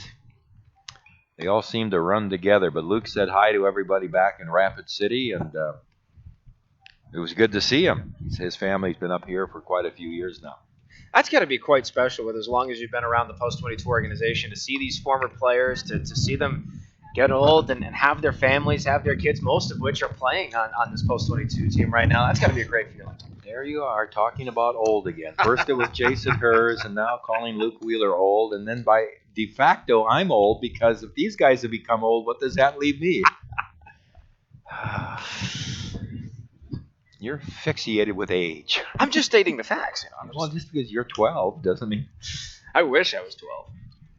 Some days I wish I was 12. Yes, me too. Me too. I don't miss school, but, school, work, at least you're getting money for one of them, right?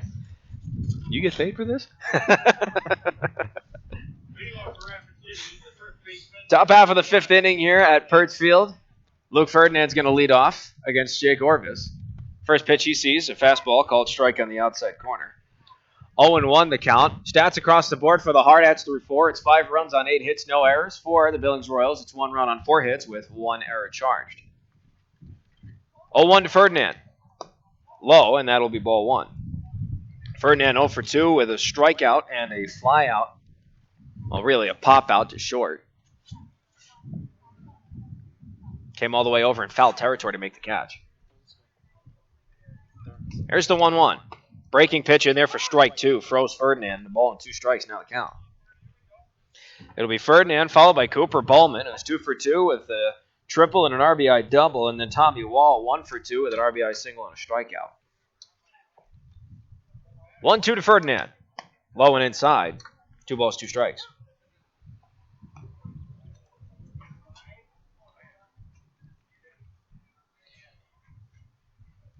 Ferdinand had a great first game in the doubleheader. 2 for 3 with a pair of RBI singles. 2-2. Breaking pitch just missed outside, and now the count goes full. Good on Ferdinand to lay off that breaking pitch. Sun has peeked through the clouds, continuing to be a beautiful morning. 67 right now here in Billings. Perfect to play ball. Payoff pitch swung on and chopped foul behind home plate. And the count will hold full. Hardhats wearing their baby blues today, and their new baby blue uniforms. Different from the ones worn last season. Payoff number 2. Caught him looking, strike 3 on the breaking pitch. Just caught the outside part. Ferdinand buckled a little bit, so that'll be a backwards K in the scorebook. First strikeout in relief for Orvis. 1 up, 1 down, and that'll bring up Cooper Bowman. And Bowman red hot in this ball game. You talked, Tom, about how you want to see some power from the Hardhats. Well, across the board, we've seen some power, but particularly from Bowman. A triple, an RBI double, 2 runs scored. First pitch to Bowman. Fastball in there for strike 1. Caught the outside part. No balls in a strike to count. Tommy Wall on deck with an RBI single. Stranded at third, though. Advanced on 2 wild pitches. 0-1 to Bowman. Breaking pitch missed outside, low and away. Ball and a strike now the count to the Hardhat shortstop.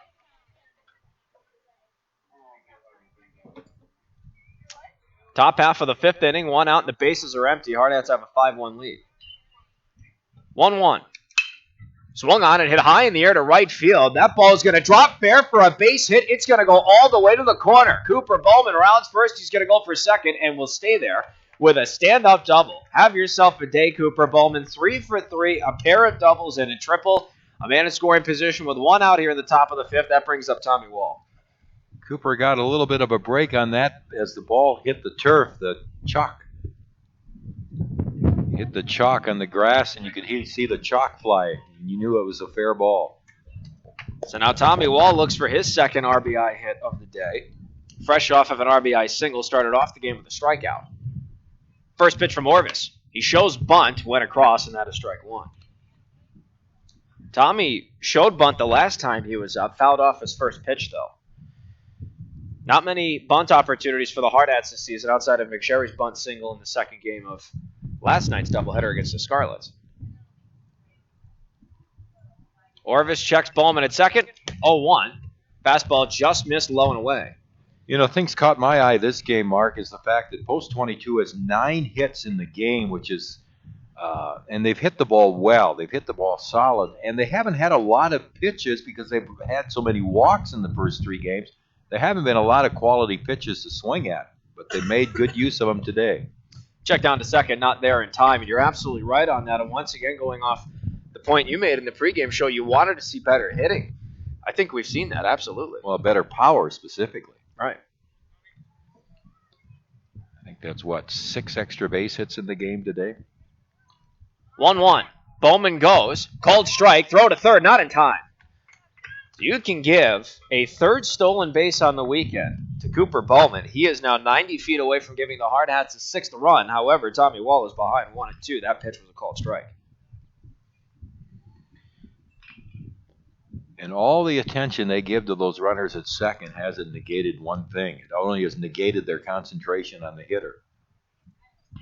1-2. Swung on, and that ball is chopped to short. Stop is made on the play by Polkowski. Throw to first is in time, but Cooper Bowman will score from third. So it's a 6-3 RBI groundout for Tommy Wall. There are 2 down here in the top of the fifth, and the Hardhats now have a 6-1 lead. And Wall gets his second RBI of the game and his fourth of the season. So the bases are empty, and Tanner Score will now come up. A base on balls and a hit by pitch for the Hardhats catcher, taking over for Timmy Paris for this first game at least. First pitch to Score, swung on, and that ball is hit to second. Frieders is in there, makes the stop on the hop. Throw to first is in time, and that is going to do it. So 4-3 in the scorebook. Retires Score, ends the top half of the fifth. For the Hardhats, it's 1 run on a hit with no errors and nobody left on the base path. And at the end of 4.5 innings, the Hardhats lead is now 6-1 over the Billings Royals. The Hardhats will transition from offense to defense and do up 8-9-1 for the Royals. We'll be right back in a few moments, folks, here on the official radio home of Post 22 Hardhats Baseball here on ESPN Radio, Rapid City. Great faces, great places. Wet paint? Yep.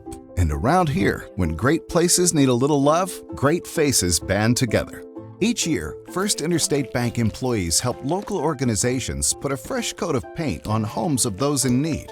A small gesture, perhaps, but one that puts smiles on faces and strengthens bonds in the places we serve.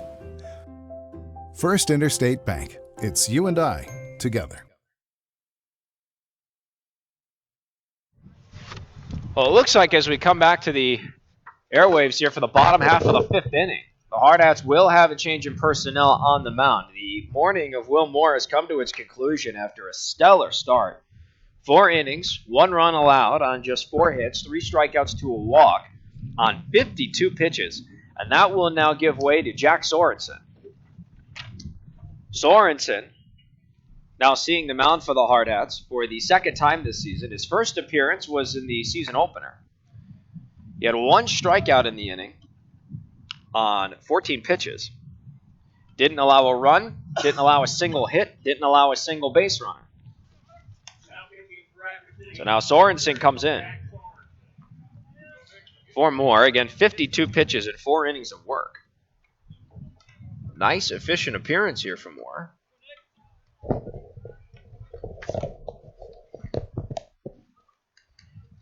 So averaged 13 pitches an inning in his start.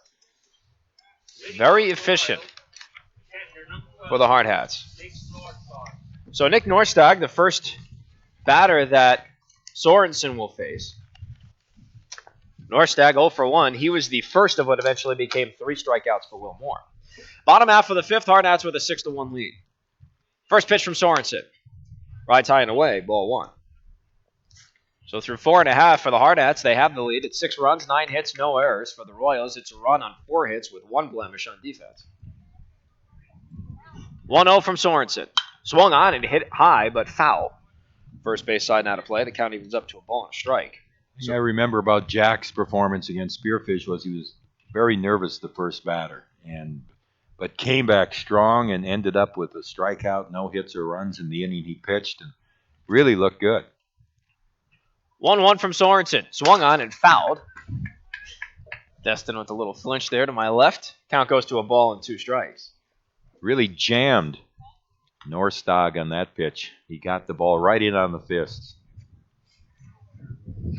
So 1-2. Sorenson looking for his second K of the season. 1-2 is swung on and it's chopped weakly to third. Deming charges. He gets to it. Throw to first is in time. So 5-3 in the scorebook. 1 up, 1 down for the Hardhats on defense. That'll bring us to Carson Jones. The left fielder who doubled was involved in kind of a base running gaffe, was still safe on the base path at second, then came in to score on an attempt to throw someone out at second base, and was involved in a 7-2-4-2 exchange that threw him out at home plate. And he looks at strike 1 called in the zone right at his knees. So 0-1 the count from Sorenson. 0-1 swung on and missed. 0-2. And to the talking point of that pitch here, Tom, another thing I remember about Sorenson was his velocity. Off the charts. 0-2. Breaking pitch caught him looking. Strike 3. A beautifully placed breaking pitch. Jones thought it was going to hit him. That's how good the break was. It's a backwards K. 2 up, 2 down. And back to the top of the order we go to Connor Polkowski.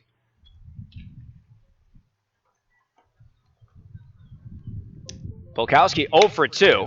Soon to be 0 for 3. Ball is hit right back to Sorenson. Throw to first in time. And that is going to do it. Jack Sorenson, 8 pitches in his first inning of relief, retires the side 1-2-3, which means no runs, hits, errors, or anybody left on base for the Hardhats. And after 5 full, their 6-1 lead over the Billings Royals is still intact. We'll be right back with the top half of the 6th inning.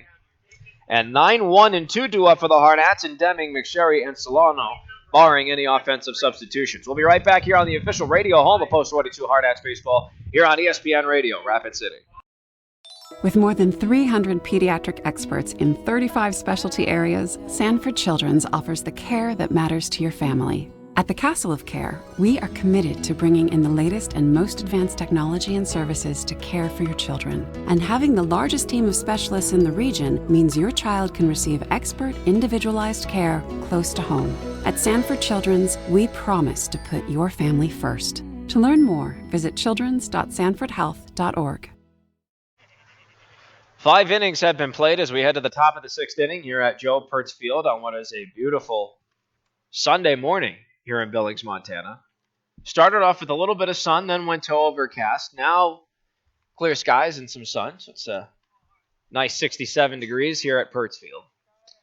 Statistically, across the board through 5 innings of play, it's the Hardhats with the lead. 6 runs, 9 hits, no errors on defense. And on the other side of things, for the Royals, it's 1 run on 4 hits, 1 blemish in the field, and that was on an overthrow from the shortstop to give the Royals their only error. Mark Benetti and Tom Rudabush alongside you for all the action this season. Going to make quite the comedic duo as the season progresses, as we've seen in the early stages of our season calling games. Why do you look at me when you say that? You don't think you have any part in that? Oh, we're both funny guys. I was just shouldering credit to you as well. I don't think you're funny. Carter Deming leads off. His first pitch is fouled right to the glove of Nick Norstug, the catcher. No balls and a strike to count. Actually, I think you're kind of boring. I do too, if it makes you feel better. No, Mark's a very entertaining person. Deming looking for his first hit of the day. He's 0 for 2. Next pitch misses low and away, and the count evens up to a ball and a strike. He has a pair of flyouts, 1 to center and 1 to right field. His flyout to right field ended in an opportunity for the Hardhats that stranded 2 men in scoring position. 1-1 breaking pitch, a called strike. Caused Deming to buckle a bit there. A ball and 2 strikes now the count. Deming, McSherry, Solano, barring any substitutions in the batting order. Orvis out in relief. 1-2 to Deming. Fastball is swung on, and it's hit to short. Polkowski makes the stop. Throw to first is in time. Deming turned on his jets. His helmet was flying off. However, he could not beat the throw. So it's 6-3 in the scorebook. 1 up, 1 down. That'll bring us to Riley McSherry, who's 0 for 2 with a walk. Those 22s just pecked away in this game. 1 in the first, 1 in the second, 2 in the third, 1 in the fourth, 1 in the fifth, and a 6-1 lead. So now here comes McSherry. First pitch from Orvis. Fastball low. Brings the count to a ball and no strikes. Yeah, it's a great point. They put up a run in every inning they've batted in so far. Yet to get a base runner here in the top of the 6th. 1-0 is swung on and missed. Ball and a strike to count now to McSherry. Orvis has a strikeout in relief. He came in after 3 1/3 innings were worked from Brooks Zimmer, the starter. 1-1. Swung on and popped high in the air to the deep part of second. Coming in from short is Polkowski to make the catch. 2 up, 2 down for the Hardhats. That will bring us to Zach Solano, who is 2 for 3 on the day with the triple and a single, and he came around to score both times he was on the base path. Yeah, Orvis came in and got the double play ground ball that got him out of the 4th inning. He's given up 1 run since. He gave up a run in the 5th.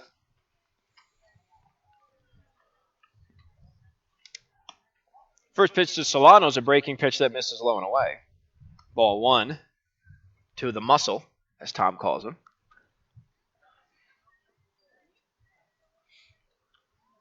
1-0 his count. His bases are empty. 2 outs here, top of the 6th. 1-0, called strike on a fastball outside part of the plate, and the count goes to 1-1. Should Solano be the final out, the Royals will go to 2, 3, and 4 in the order. Tyler Frieders, followed by Cameron Maciel and Bruce Spang. Unless the Royals decide to make some substitutions on their end.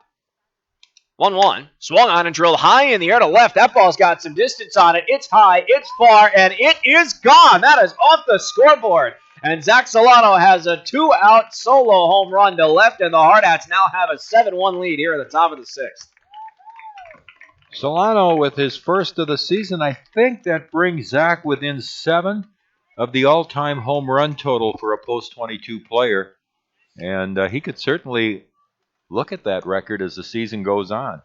Ryan Hansen, 29 home runs, the all-time career leader.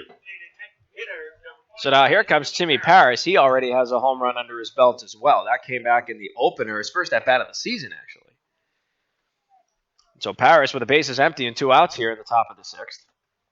Watches the Hardhats lead now go to 7-1. First pitch, a breaking pitch that freezes him inside. No balls in strike to count here to Paris. 2 for 3 with a pair of RBI singles. Both times he drove in Zach Solano. However, that will not be the case. Solano decided to drive himself in this time. Here comes the 0-1 to Paris. Swung on, and that's hit to the left side of the infield. Polkowski makes the stop. Deep side, a short throw to first is off track and over the head of the first baseman, Sam Evenson. So Timmy Paris is safe. That was going to be a tough play regardless. So I would say an infield single. Yeah, I don't think the throw even. I think Timmy was at the bag when the ball was too high for Evenson to catch. I would say it's a base hit. So an infield single to Timmy Paris, 3 for 4 on the day now. All 3 of his hits singles, 2 of them knocked in a run.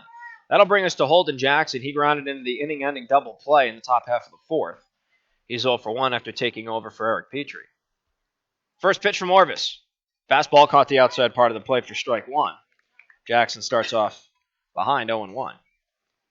Timmy Paris 90 feet to his right on first. With 2 outs here in the top of the 6th, the Hardhats came in with a 6-1 lead. Zach Solano with a solo jack made that 7-1.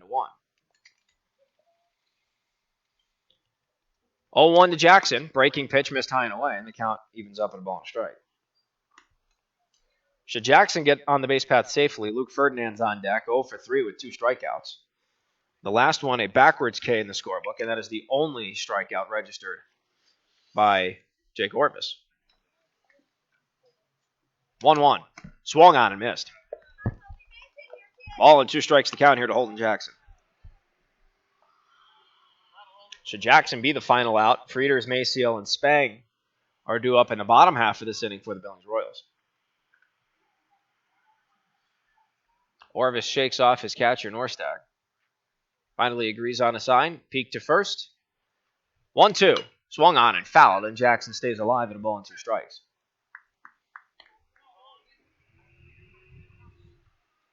Timmy Paris occupying first base. He is the only base runner for the Hardhats with 2 outs here in the top of the 6th. It is now 7-1 for post 22.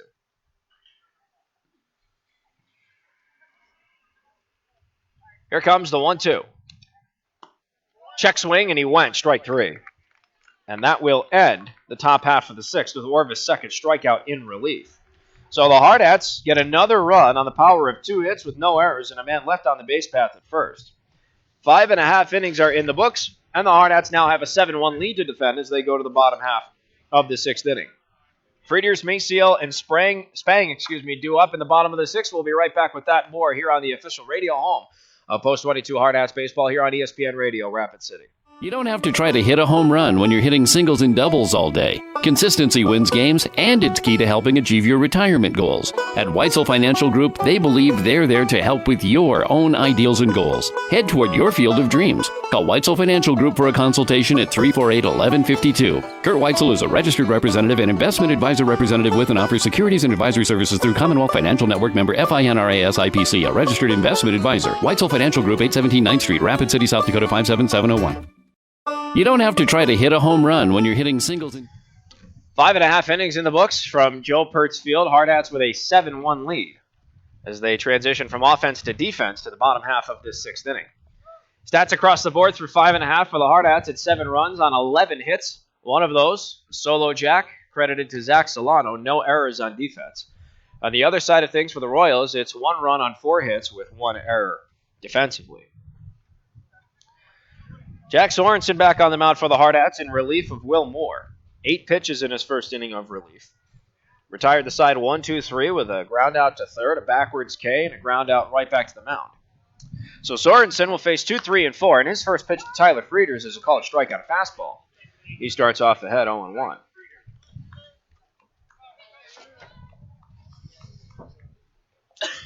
Fastball missed away. Ball and a strike now to count to Frieders.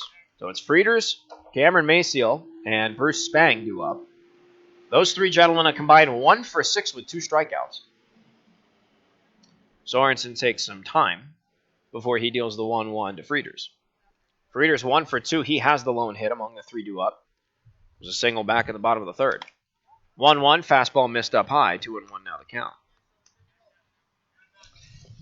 7-1, the Hardhats have the lead here in the bottom of the 6th. No one on the base path, no one out. 2-1, fastball rides up high and in. 3-1 now the count.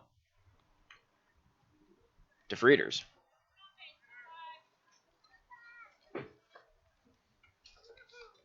Three balls and a strike. Sorenson deals. Fastball caught the inside part of the plate for strike 2, and that will push the count full.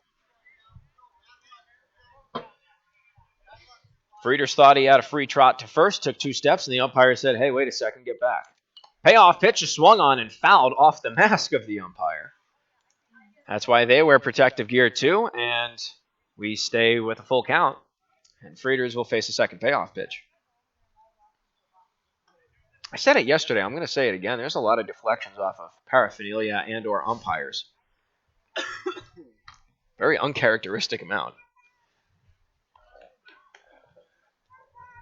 Sorenson from the stretch. Payoff number 2, low and in the dirt for ball 4.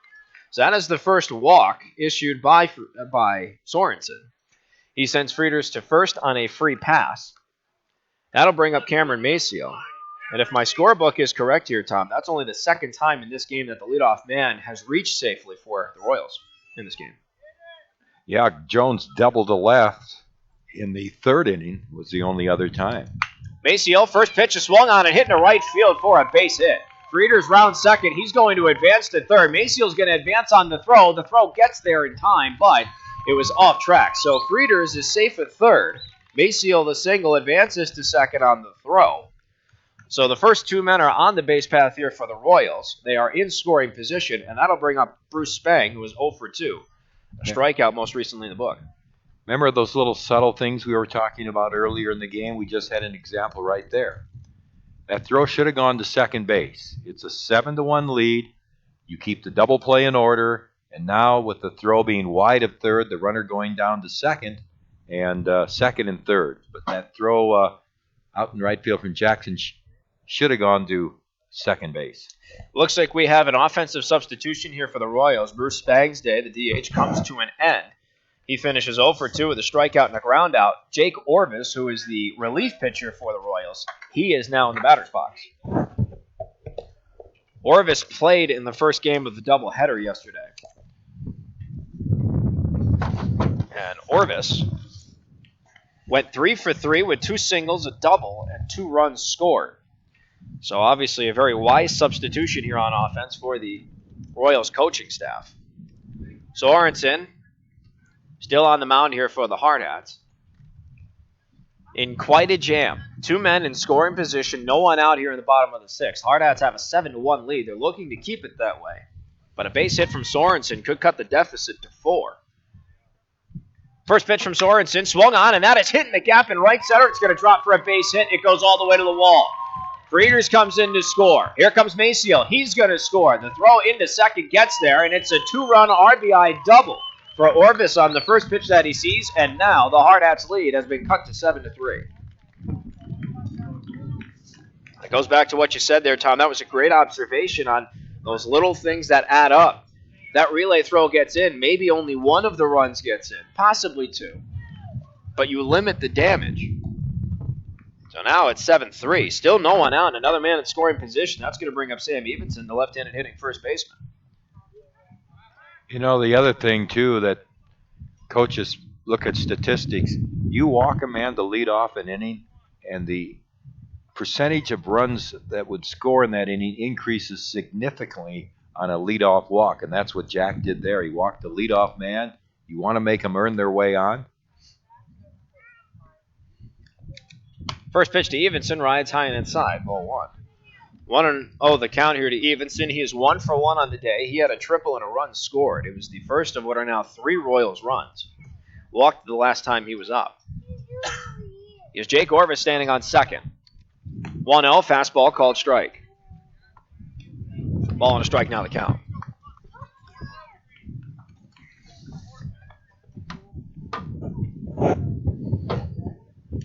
So Sorenson trying to get out of this bottom half of the 6th. He checks down to second, throw's not there in time.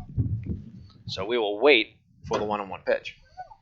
And again, I'm not a big fan of that play. I mean, if you want to try it once, fine, but don't let the runner at second dominate. You need outs at this point of the game. The runner at second is not going to tie the game.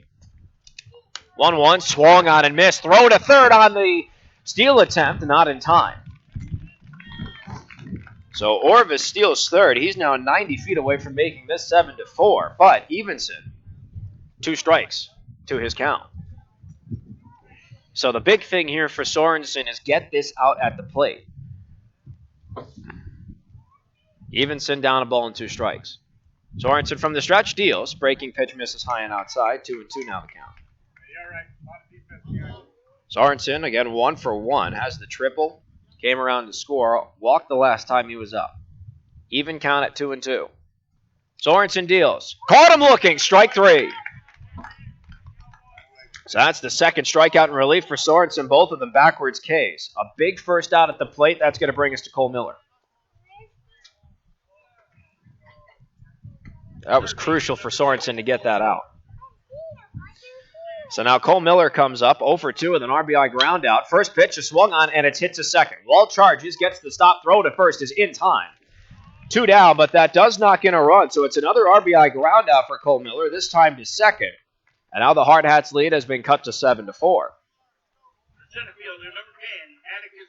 So Atticus Bryan, the left-handed hitting center fielder, comes up with the bases empty and 2 outs. He's 1 for 2 with a single.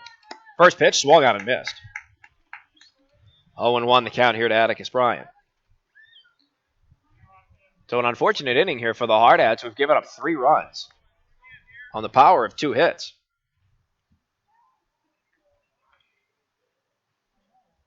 No balls and a strike to count. Sorenson deals. Breaking pitch missed high and away. Ball and a strike. Should Bryan get on the base path, Norstag's on deck. A strikeout and a ground out under his belt. 1-1. Fastball missed up high. 2 balls and a strike now to count. Should Bryan be the final out of this inning, it'll be Ferdinand, Bowman, and Wall, barring any substitutions from Coach Messer and the Hardhats. 2-1. Fastball low and away. 3 balls and a strike now the count from Sorenson to Bryan. 2 outs here in the bottom of the 6th. The Hardhats came in with a 7-1 lead. That has now been cut to 7-4. 3 runs on 2 hits for the Royals. 3-1. Swung on and missed. And the count now goes full. And Sorenson has a chance to punch his 3rd strikeout in relief and end this 6th inning. Payoff pitch from Sorenson. Up high, ball 4. So Sorenson issues his 2nd walk of relief, both coming in this half inning. 2 outs, a man on first. That'll bring us to Norstag.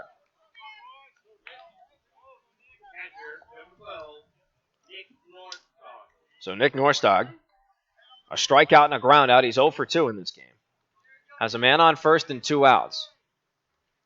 One very powerful swing. He can bring this game within 1. First pitch. Fastball up high, ball 1. Carson Jones is on deck if we get that far. He's 1 for 2 with a leadoff double. That was back in the bottom half of the third. A backwards K, the first in relief for Sorenson. Check down to first, not there in time.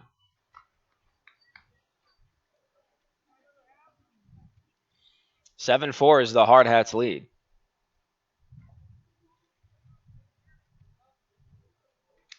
"1-0 from Sorenson, fouled off the mask of Tanner Score. And the count evens up at a ball and a strike. Sorenson has 31 pitches under his belt. 23 of them have come in this inning. He had a very efficient first inning of relief, only 8 pitches thrown to retire the side 1-2-3. 1-1. Swung on and fouled out of play, and the count goes to a ball and 2 strikes. So once again, Sorenson down to the possible final pitch of the inning. However, the last time that happened, it resulted in a walk to Atticus Bryant most recently. He agrees on a sign. 1-2. Swung on and just fouled. And the count will hold at 1-2.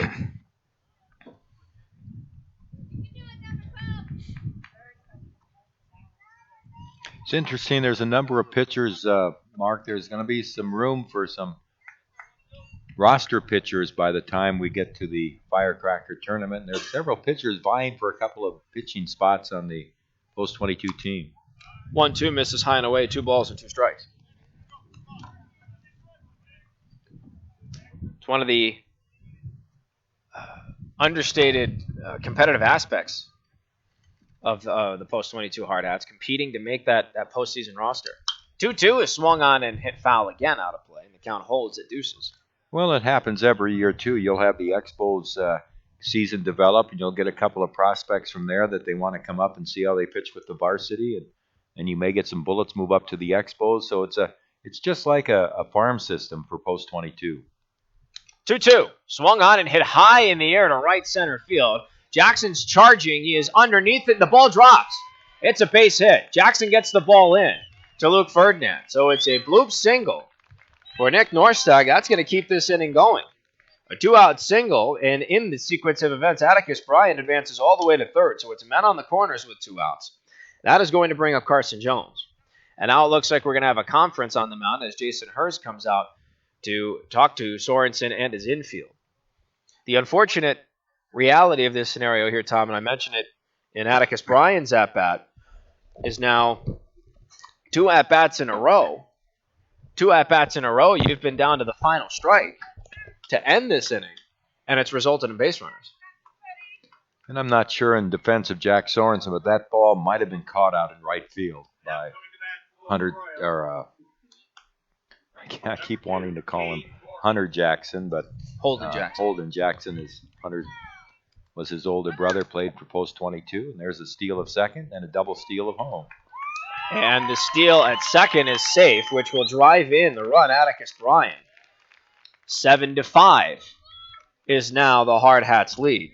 And Tom, you got to think about small nuances. Let the runner take second at that point to hold the guy at third to keep this 7-4. Cade Torgerson is actually pinch hitting for Carson Jones. He hits the ball to short.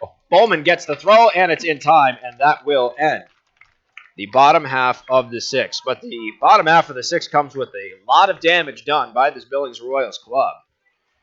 It is 4 runs on the power of 3 hits. No defensive errors for the Hardhats. 1 man left on the base path. He was in scoring position. 6 full innings in the books. This game became that much closer. It is now 7-5. The Hardhats have the lead. Tom's in the driver's seat. We come back to the top of the 7th. Due up, Ferdinand, Bowman, and Wall. We'll be right back here on the official radio home of Post 22 Hardhats Baseball here on ESPN Radio, Rapid City. Great faces, great places. Wet paint? Yep. And around here, when great places need a little love, great faces band together. Each year, First Interstate Bank employees help local organizations put a fresh coat of paint on homes of those in need. A small gesture, perhaps, but one that puts smiles on faces and strengthens bonds in the places we serve. First Interstate Bank. It's you and I together.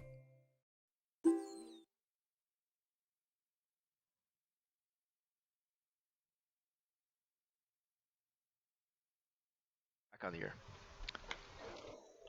We go to the 7th inning. Post 22's lead has been trimmed now to 7-5 after the Royals score 4 runs in the bottom of the 6th inning. So Post 22 will come to bat against Jake Orvis.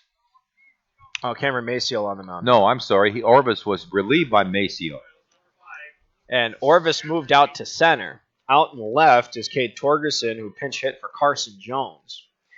And out in right field is Atticus Bryan. So Bryan just shifted over from center to right. And who went to center? Orvis. Luke Ferdinand leads off and takes a fastball strike on the outside corner. Luke has struck out, fouled out, and been called out on strikes, so he's 0 for 3 in the game. And Mace Seal's pitch is a strike.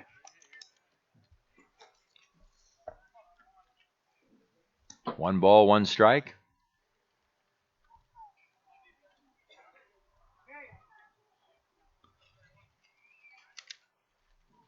Maciel delivers. Fly ball to left field. Going back is the left fielder who dives and comes up with it. That Jones back in left? No, that's Torgerson, who just pinched hit last inning. Give him credit for that catch. One down. Here's Cooper Bowman, the shortstop. I want to go back to that play that ended the bottom of the 6th inning. That was not that easy of a play by Cooper. He made a very good play to end that inning on the ground ball as he takes a strike. He's had quite a game. Besides his plays defensively, he has a triple, a run scored in the 2nd, an RBI double, a run scored in the 3rd, a double, and a run scored in the 5th. Here's the one strike pitch. Breaking ball, strike 2 on the outside corner. And he's played just a very solid shortstop today.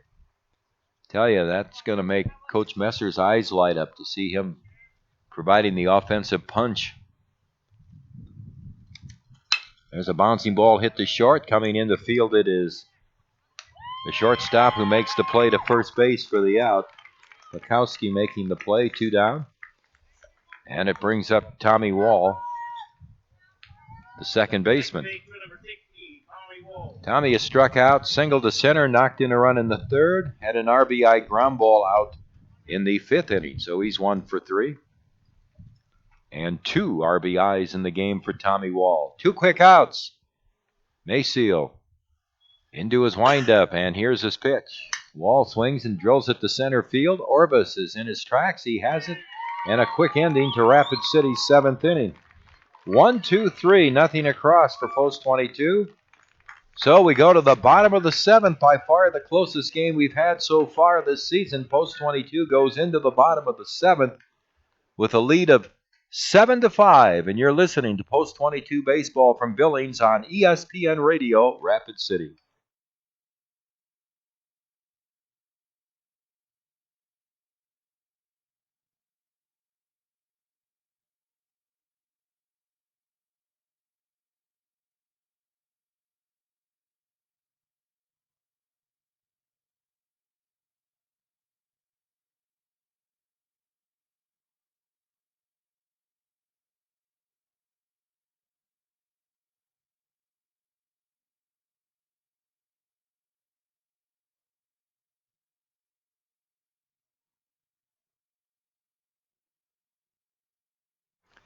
Connor Polkowski, the leadoff hitter for the Royals, starts things in the bottom of the 7th against Jack Sorenson, who had a great 5th inning, 1, 2, 3, struggled, gave up 4 runs in the 6th inning, and now will pitch here in the 7th.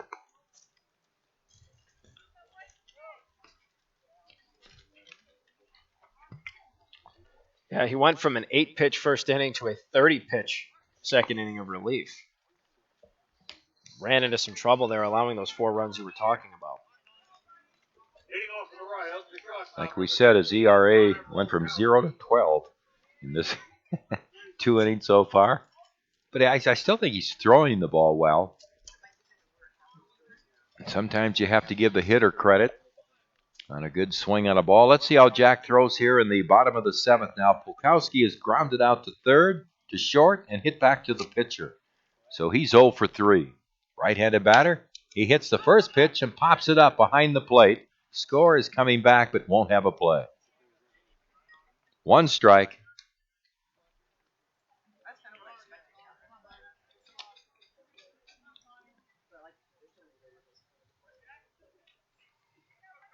Polkowski 0 for 3. He's hit almost everywhere in the infield. Fastball is high. Over the years, Post 22 sometimes has been able to play at the minor league field here in Billings, Daler Park, but this year it couldn't be worked out. Montana State Billings College had the stadium booked, and they play here at Pirtz Field. Another foul by Polkowski, and the count is 1 ball and 2 strikes. Frieders is on deck. Fastball missed inside. 2 balls, 2 strikes. You smell what I smell, Mark? Burgers and food. Something about a grilled hamburger at a ball game. Here's the 2-2 pitch. Outside, ball 3. Well, last inning, Jack walked the leadoff man, and that was the instigation of a 4-run inning. Here's the payoff pitch. Outside, ball 4, and he has walked Polkowski. I think Coach Hers is going down to the bullpen to see what the progress is on a possible reliever here for Sorenson. Now Mitch Messer is going to come up to the first step of the dugout, but he's not coming out. He's about as close as you can get to not going out to the mound. Now he steps back into the dugout. So I think Mitch was thinking about going out, but decided against it as Frieders comes up, and he swings and misses at a fastball away for strike 1. Frieders has grounded to third, singled to left, and then started that 4-run rally for the Billings last inning with a leadoff walk. And they pick the runner off first. Here's the throw down the second. They have him in the hot box, Polkowski, and he gets back. Post 22 did not exit the rundown as Sorenson had him picked off, but they couldn't execute the rundown play, and Polkowski is safe at first base. Unfortunate sequence of events there, and I think had there been someone covering first to make the play fluid, we'd see a first out. Nobody covered the bag, though, on the throw back. And there's a foul hit down the right field line. 1 strike. Well, I guess the only saving grace on that play is at least 2 strikes is to count. They were running him back to first, so he got back to first. But early in the season, those are the things you work on a lot. And Sorenson throws over there. Going back to those little things, Tom, those are things that need to be executed. You can't be pulling this off in a state tournament or a regional tournament. You have to get this hunkered down and bear down now.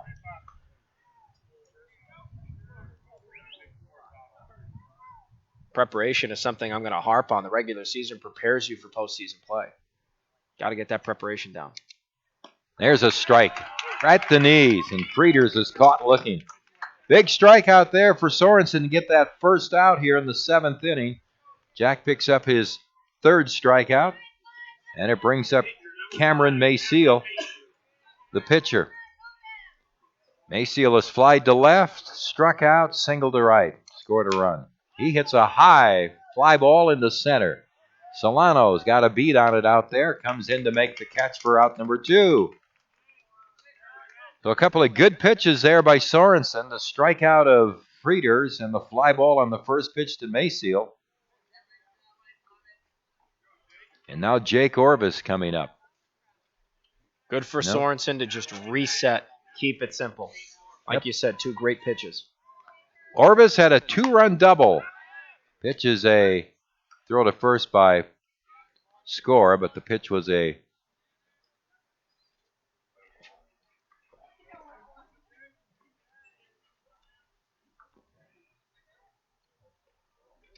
and the next pitch is a strike. So it's 1-1.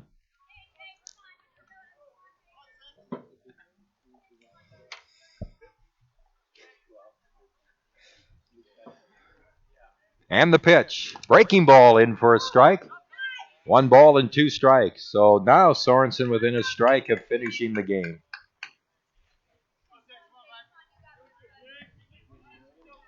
But that last strike has been elusive sometimes. Jack's ready. Sorenson's pitch. Swung on a fly ball into right field. Jackson coming on, and he falls down, and the ball bounces by him in right field, rounding third base. Here comes Spilkowski to the plate, and ending up at third is Orvis. 7-6 in the tying run at third base. That's an unfortunate miscue for this Hardhats club. I think Jackson was playing way too deep over there in right, way too deep, and got on his horse, couldn't get to the ball quick enough. But if Evenson makes some good contact here, Orvis is going to tie this game up. We could be looking at some free baseball. Here's Evenson swinging and hitting a ground ball to short. Playing the second hop is the shortstop, Bowman, and he throws the base runner Evenson out at first base to retire the side, and the game is over. So Jack Sorenson might have been able to sue for non-support here at times in these last couple of innings, but he got that final out to preserve a 1-run victory for Post 22. A run on 1 hit for the Royals in the 7th inning. They leave a man on base. The final score, the Hardhats 7, the Royals 6. We'll return and wrap this one up and look ahead to our second broadcast against Missoula coming up next on Hardhat-TV. You're listening to Post 22 Baseball on ESPN Radio Rapid City.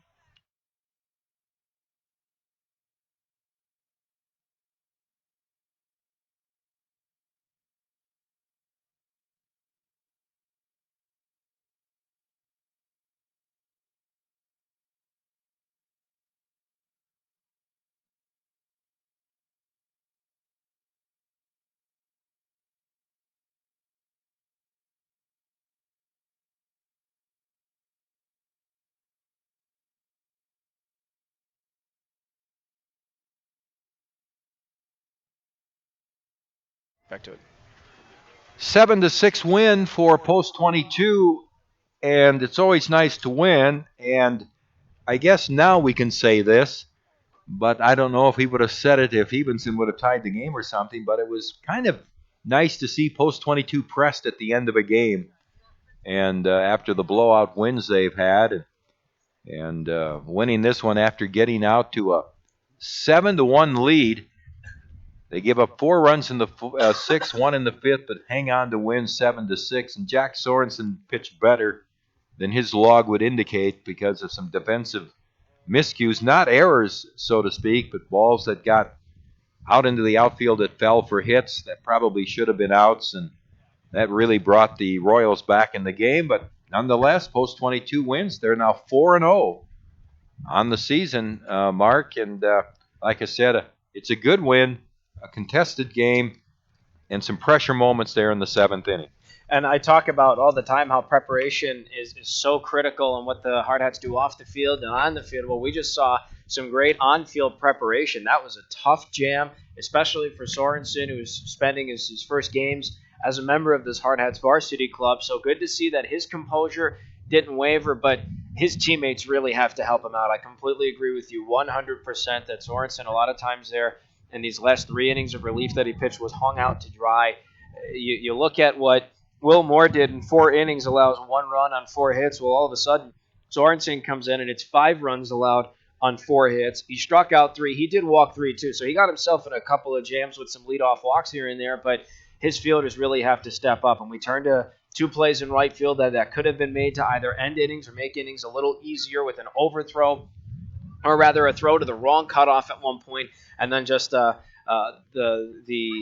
lack of finish on trying to field a fly ball that could have ended the inning. But nonetheless, Hard Hats get out of the jam. Now they know what it's like to be in a tough situation like that, and they can use that experience moving forward. So a good win for Post 22, 7-6, and now it's against Missoula coming up in about a half hour. And we will not have that game on ESPN Radio. So if you're listening on ESPN Radio Rapid City, if you'd like to watch the second game, just head to the Hard Hat website. It's www.post22baseball.com, and there's a link there to access the telecast, or through Facebook. You can go to the Facebook Post 22 site at Post 22 Baseball on Facebook and access the broadcast and the telecast there in our second game on Hardhats-TV. That's about does it for me, Mark.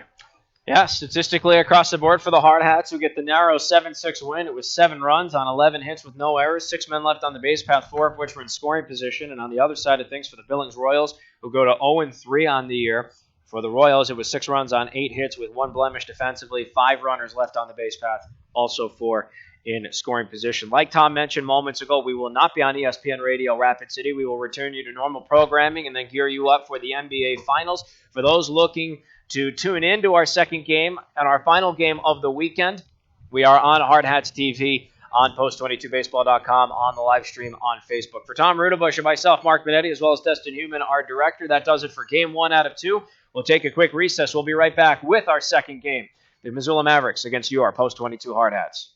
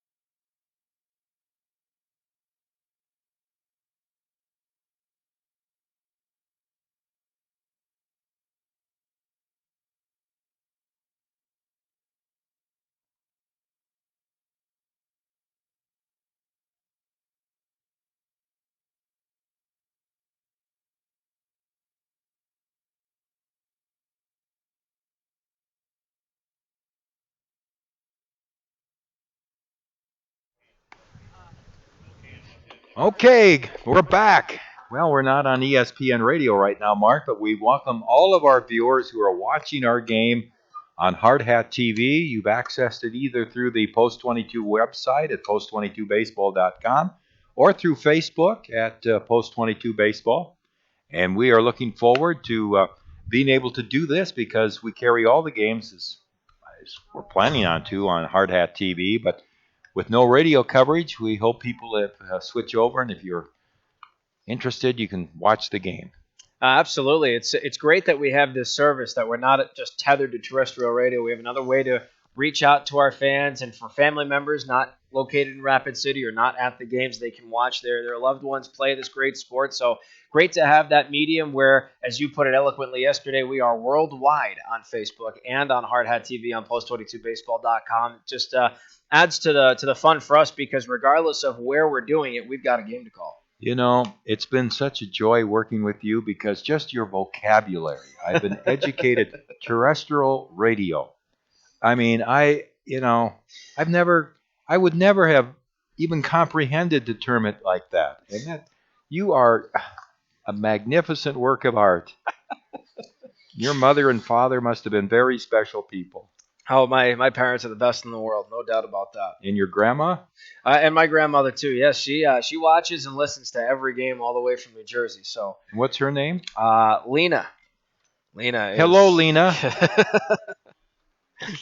Maybe someday I'll get to meet Lena.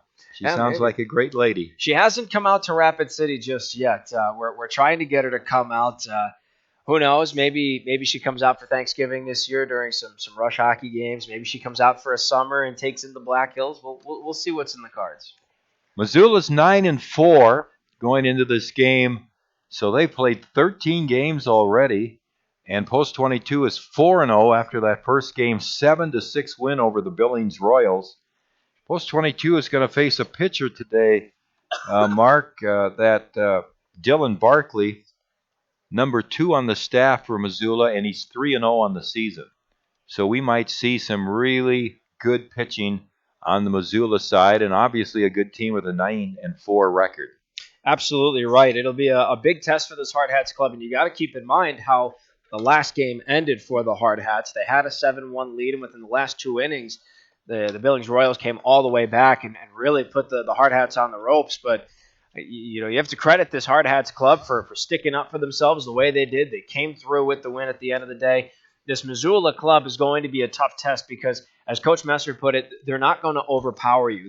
They're average athletes, but if their coaches say execute X, they will execute X to a T perfectly. So with that being said, let's go ahead and take a look at the starting lineups for today's second game of the doubleheader this afternoon.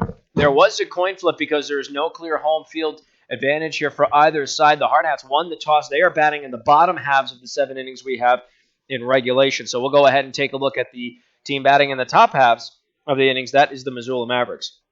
Leading off for the Mavericks is number 20, Nick Jovetic. He is patrolling center field. Batting second is number 2, James Martin. He is positioned at second base. Batting third is the catcher, number 21, Spencer Schock, and he is followed in the cleanup spot by number 7, Dane Frazier. He's playing out at first. Batting fifth is number 1, Drew Leonard. He is patrolling right field. Batting sixth is the third baseman, Trad Richardson, number 13 on his back. Batting seventh is number 24, Ryan McHugh. He is out at shortstop. Batting eighth is number 6, Bo King. He's out in left field, and rounding out the batting order at the designated hitting position is number 16, Sam Busey. And like you said, Tom Dylan Barkley on the mound for the Missoula Mavericks. He is 3-0. Number 4 is on his back. He will face the Hard Hats batting order in the bottom halves of the 7 innings of regulation we have in front of us as follows. Leading off 2 games in a row is number 10, Riley McSherry, once again patrolling center field. Batting second is number 13, Zach Solano. In this second game, he is patrolling right field.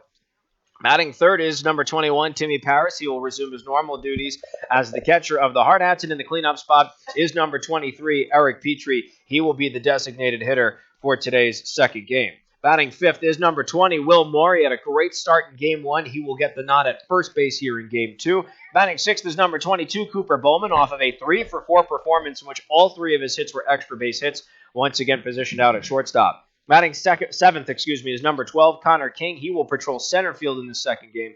Batting eighth is number 16, Tommy Wall. Just moved one spot down in the batting order, once again at second base. Rounding out the batting order is number 15, Carter Deming, once again in the hot corner at third. Trey Eberline is on the mound for the Hardhats. He will make his second appearance of the season, his first by virtue of his start. Eberline pitched 1 inning against Spearfish on Wednesday night, had 1 walk, but struck out 2 batters on 18 pitches.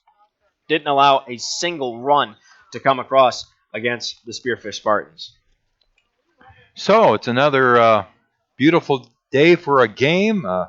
We look forward to Post 22's fourth and final game here in Billings. And just to review our broadcast schedule coming up on Wednesday night, we'll be in Gillette as Post 22 plays Gillette, and 5:30 is the game time there. It's not really clear. It looks like it's just a single game at 5:30, which would be nice with a 2-hour bus ride home. And then next weekend, as Mark is trying to think of the word to describe it. He says he's visiting New York. He's there to conquer New York. And he'll be absent from our broadcast next week, but I know he'll be every spare moment tuning in and watching us, Destin, on Hardhats-TV, but he'll be taking some well-deserved couple of days off. And Destin and I will bring you the games from Cheyenne, 2 on Saturday, 1 on Sunday, and then back for the home opener on Wednesday, the 17th of May against Gillette.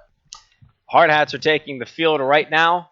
Timmy Paris shakes hands with our home plate umpire, and hopefully that's a good start to today's game. A nice little friendly relationship between the catcher and the gentleman regulating the rules of this game. Trey Eberline takes his position on the mound for the Hardhats. Again, that lone appearance he had on Wednesday in Spearfish. 1 inning of relief, struck out 2, walked 1, didn't allow a run or a hit.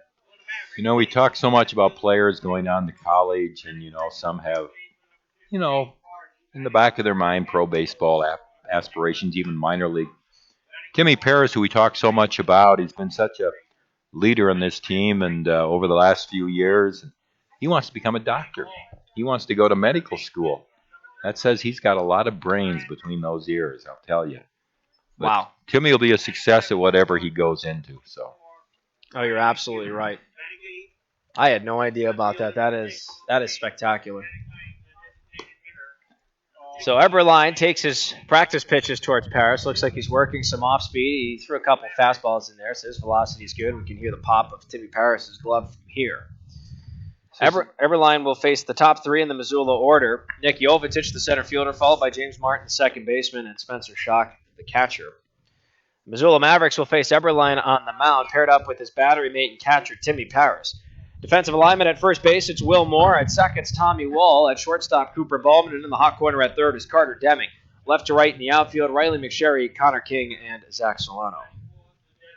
And this is always kind of a special game for Mitch Messer because Mitch's coaching record at Missoula, several years he coached at Missoula, won a state championship. So Mitch is going against his former team.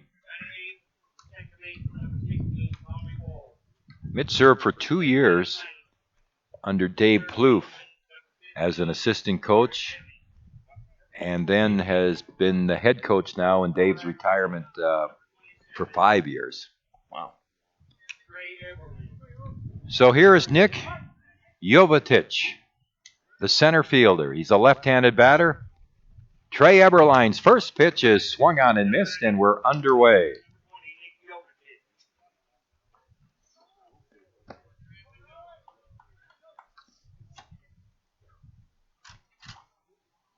.12:37, the time of our first pitch. Next pitch is a ball. It's 1-1.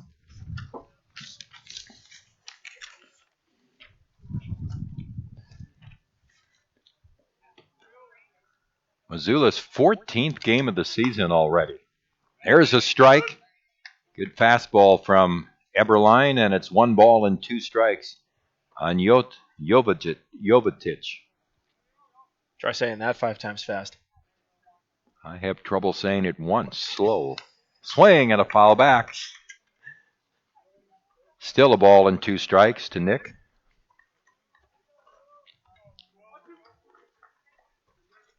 Outfield still plays him pretty much straight away. He's a left-handed batter. Here's the right-hander Trey Eberline into the motion. His pitch Swung on, it's hit high in the air, in the infield, out near second base, behind the second base bag, and now a step on the outfield grass goes shortstop Bowman to make the catch. One down in the Missoula first inning, and here's James Martin, the second baseman. Tough play to make for Bowman, especially now that the sun's come out, so that's now a factor for any fly ball. Martin, the right-handed batter. There's strike one.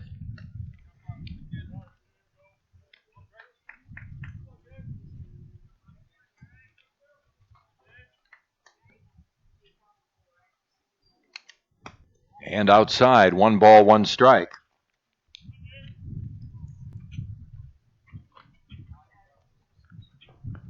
So far in the season, in last game there were some misplays, not necessarily errors.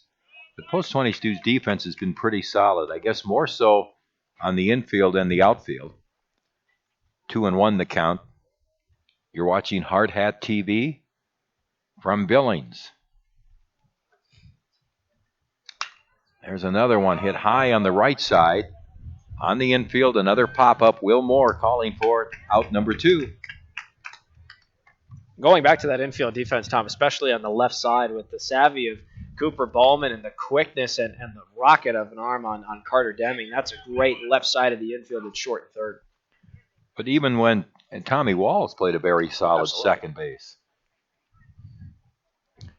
Here's Spencer Schock, the catcher, and he pops one up. This one is going to go farther than a pop-up. In fact, it's going to be off the fence out there as King couldn't come up with it.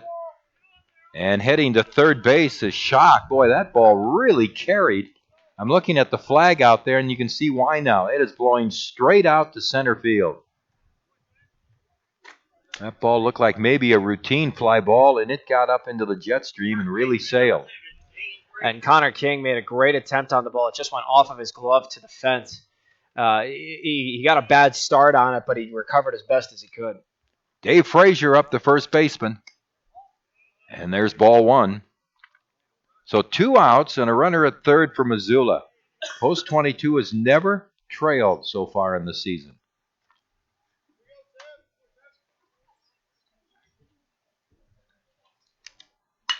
There's a drive to right field. That's deep, but it's in the ballpark. And Solano has it to retire the side. Medium deep right.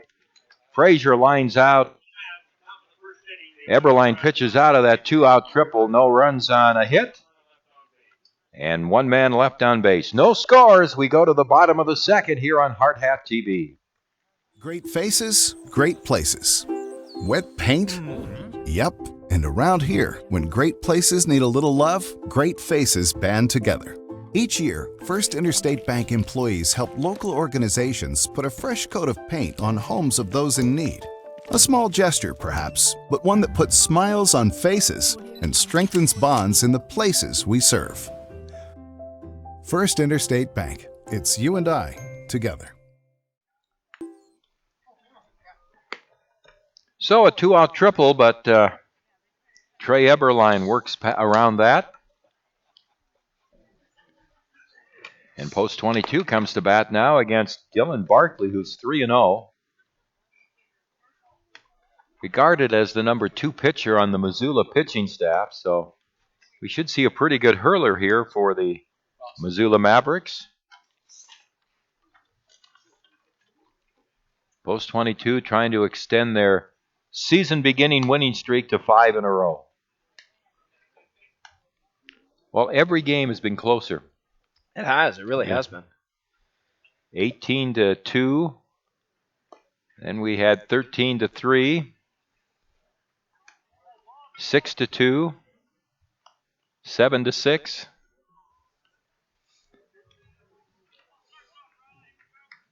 It's a good challenge for these hard hats to start getting into these closer games. Here's Riley McSherry leading off for Post 22.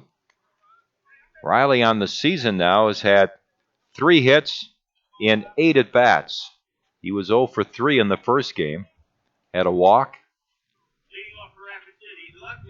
So McSherry, 3 for 8 steps in. All of his hits have been singles. He has 3 RBIs.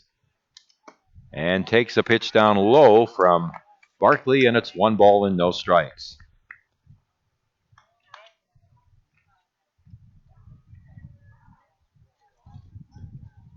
And the pitch. Swung on, lined out in the left center field for a base hit.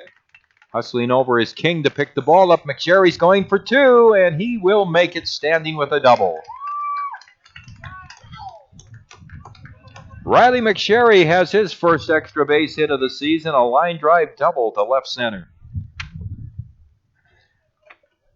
Quick look at the defensive alignment for the Missoula Mavericks. They have Dylan Barkley on the mound, paired up with his battery mate and catcher, Spencer Schock. At first, Dane Frazier. Second, James Martin. At short, Ryan McEwen. In the hot corner at third is Trad Richardson. Left to right in the outfield, Bo King, Nick Jovetic, and Drew Leonard.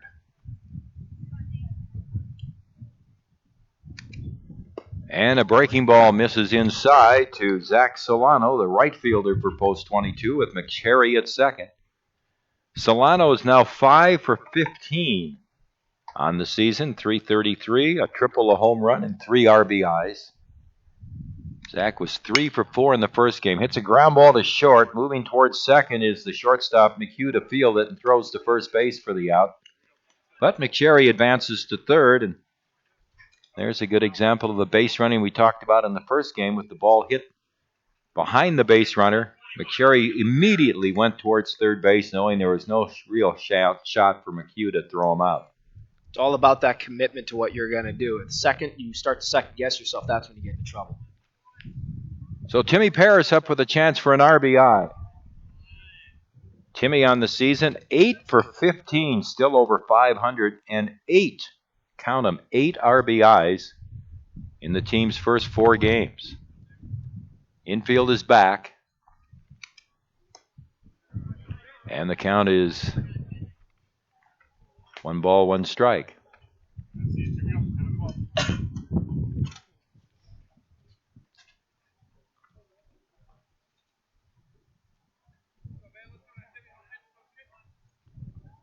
Here's the pitch. That's a strike inside corner at the knees. Good pitch there by Barkley, and it's 1-2 on Timmy Paris.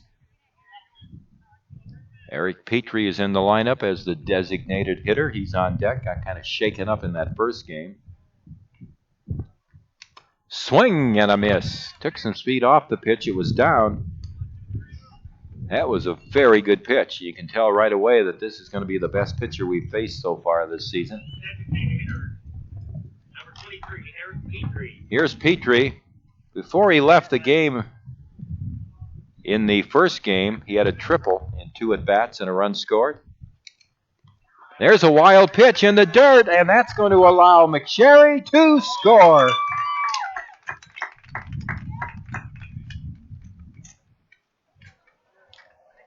So Barkley, after throwing a great pitch to strike out Paris, throws that breaking ball in the dirt, and the catcher, Schock, was unable to keep the ball in front of him.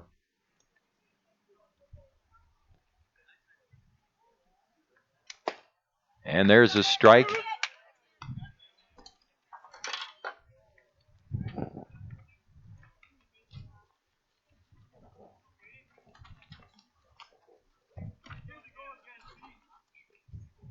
And the pitch. A ball inside. 2 balls and a strike.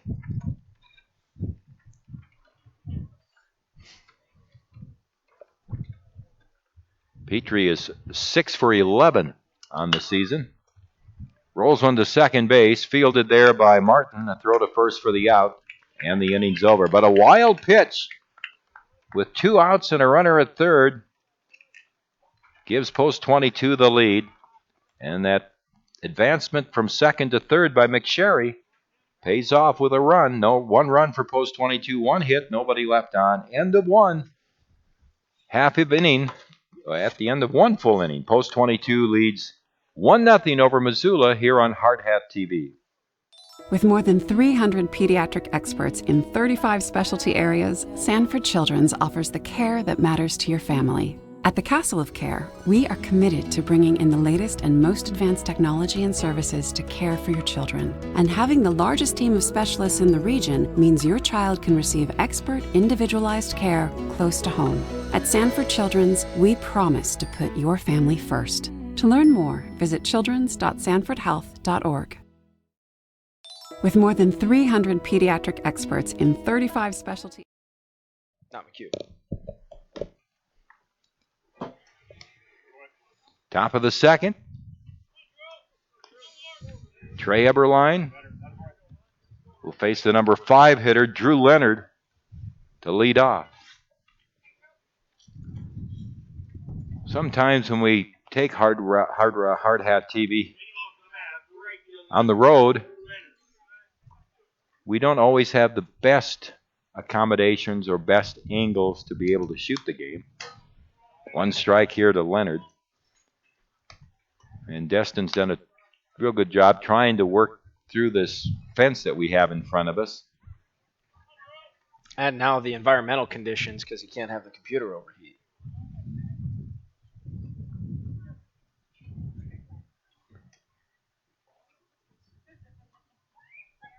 One strike pitch. 1-1 the count.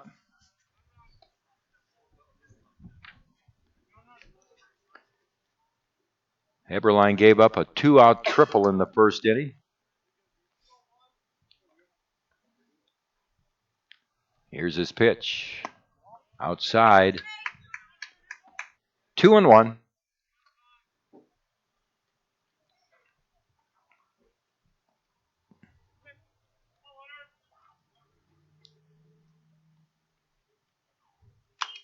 There's a pop-up foul out of play off to the left. 2-2 now on Leonard.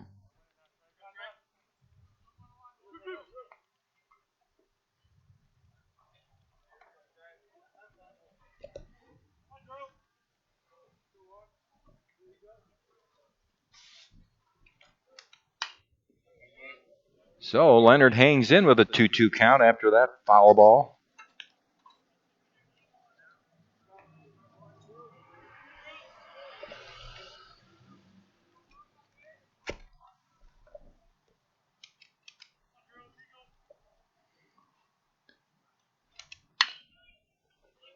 Two-hopper out to Wall. And on over to Moore for the out.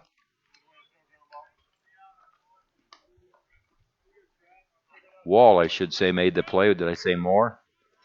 Wall 2, Moore for the out. One down. Here's Trad Richardson, the third baseman.